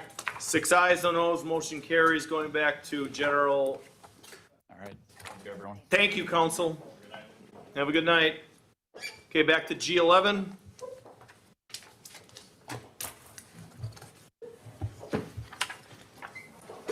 Suggested, doesn't have to be, a motion to enter closed session pursuant to Wisconsin State Statute 1985, sub 1 sub E, for competitive and bargaining reasons to deliberate and consider terms relating to a potential second amendment to tax incremental district number 8, development agreement between the City of Franklin and Oakwood Industrial LLC, and the investing of public funds and governmental actions in there too, and to reopen session at the same place thereafter to act on such matters discussed therein as it seems appropriate. Is there a motion to go into closed? No. No. What does the city attorney suggest? I'll tell you what does the city attorney suggest? Not that we ever listen to him. Upon, correct, upon conferring with the Economic Development Director, who's done primary workload on this and done all the communicating with the developers involved here, what is presented to you in the Common Council packet, staff is recommending approval. And Right. there is a resolution to do so included in the packet. Unless you have questions that relate to the negotiation and bargaining of the terms of the development agreement, then recommendation is to do so in closed session. I don't have that. So we could keep it in open. Yep. All right, so we do not have a motion to go into closed. We will keep it in. Do I need a motion to stay in open session or just? No. That's a question, Counselor. No, Mr. Mayor. Thank you. Good. Mr. Regis, you got the floor. Sure. Before you have a request by one of our developers in the corporate park, Oakwood Industrial, and what they are requesting in order to facilitate sale of a property and sale to a buyer who will purchase the property, take on the guaranteed assessment valuation, and build a building on it. So what we're trying to do is facilitate construction of a building and assisting a developer that has struggled with a couple of its properties and assist a new buyer who's going to come in and invest. And so that way we're assessing developers and we're getting new partners. And in order to do that, what we're looking at doing is deferring some of the guaranteed assessed valuation with the current owner, and that will be deferred with interest. And that's going to be from now until 2030. And that deferred assessment will be placed upon the new owner as a responsibility, and how they will end up repaying that debt with interest, as well as the new assessed valuation that they feel they will generate by building a building. That will be put onto the, on a payment schedule with the, that would be covered by the new assessed valuation of $40 million. That will continue from 2030 on to 2040, which will be the end of the TIF life. With us tonight, we have Burton Metz, who is with the applicant. If there's any desire to have him up or speak, you can let him know and me know. But that's the basic crux of the proposal. Also, there's a request for a credit of $162,000 that it represents the revenues from overperformance by the applicant in 23 and 24 beyond what their requirements were for guaranteed valuation. And so that's applied to this year's tax bill and next year's tax bill. And again, that's part of the deferred assessed valuation that's guaranteed and will be shouldered by the new owner. Well explained. Questions? There is a resolution. Mr. So Salus? just like, so the new owner is going to resume the responsibility of what has been shortfall for by the previous owner, and the new owner is okay with that? Correct. Yes, they feel that the value of the building that they're going to build will be justified with the $40 million guaranteed assessed valuation. Okay.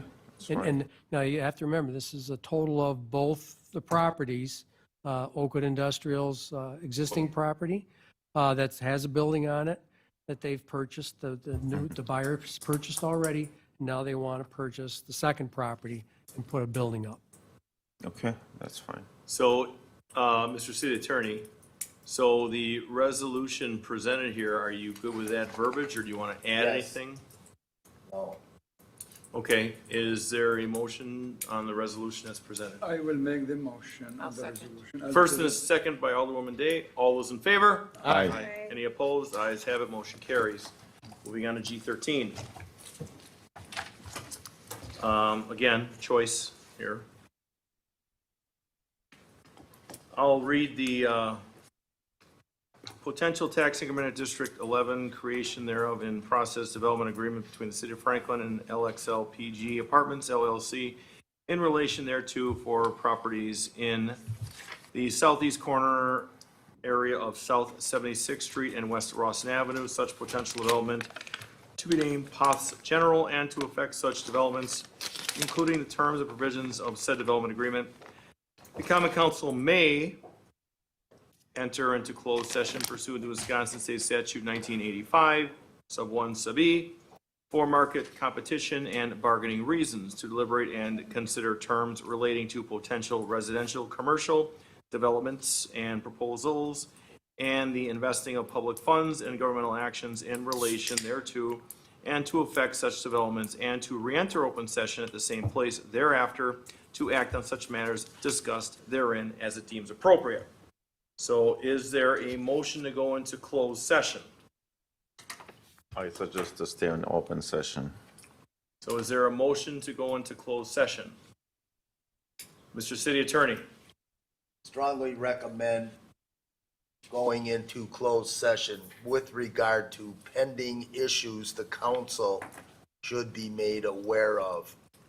Can ask the Director of Finance as to her thoughts on going into closed. Madam Director of Finance? After some further discussion this afternoon, yes, my recommendation is to go into closed. I'll make the, oh, I'm sorry. Go ahead. Alderwoman Eichman? I just had a question. Is it possible to do part of it in closed and the majority of it in open? To divide it up a little bit? I don't know. We're being asked by a lot of residents to have this held in open, and they want us to be transparent. They feel we're not being fair. List goes on and on. Mr. City Attorney. And how long did the developer answer questions or address issues that were raised earlier at the meeting on the earlier item? I It's been agree. done. No, I agree. I'm just asking what those that voted me in are asking me to do. That's all. I simply wanted to mention it. So my voice is heard, so I'm on the record, so those listening at home and At home those and, still here know that I tried. So that's all. at home and abroad. Home and abroad. And Alderwoman Day. I was just going to say that normally, this may surprise some people, but in conversations and emails that have come to light late this afternoon, I agree, and I would like to make the motion to enter closed session. Okay, I'll second that then. We have a first and a second. Roll call, please. Alderman Craig, No. Alderman Salus, No. Alderwoman Day, Aye. Alderman Hassan, No. Alderwoman Eichman, Aye. Alderman Peccarelli. Aye. 3 ayes, 3 noes. Mayor votes to go into closed session based on the advice of the finance director and the city attorney. Can you please advise when we are off? 3 ayes, no noes. 6 PM, we are adjourned.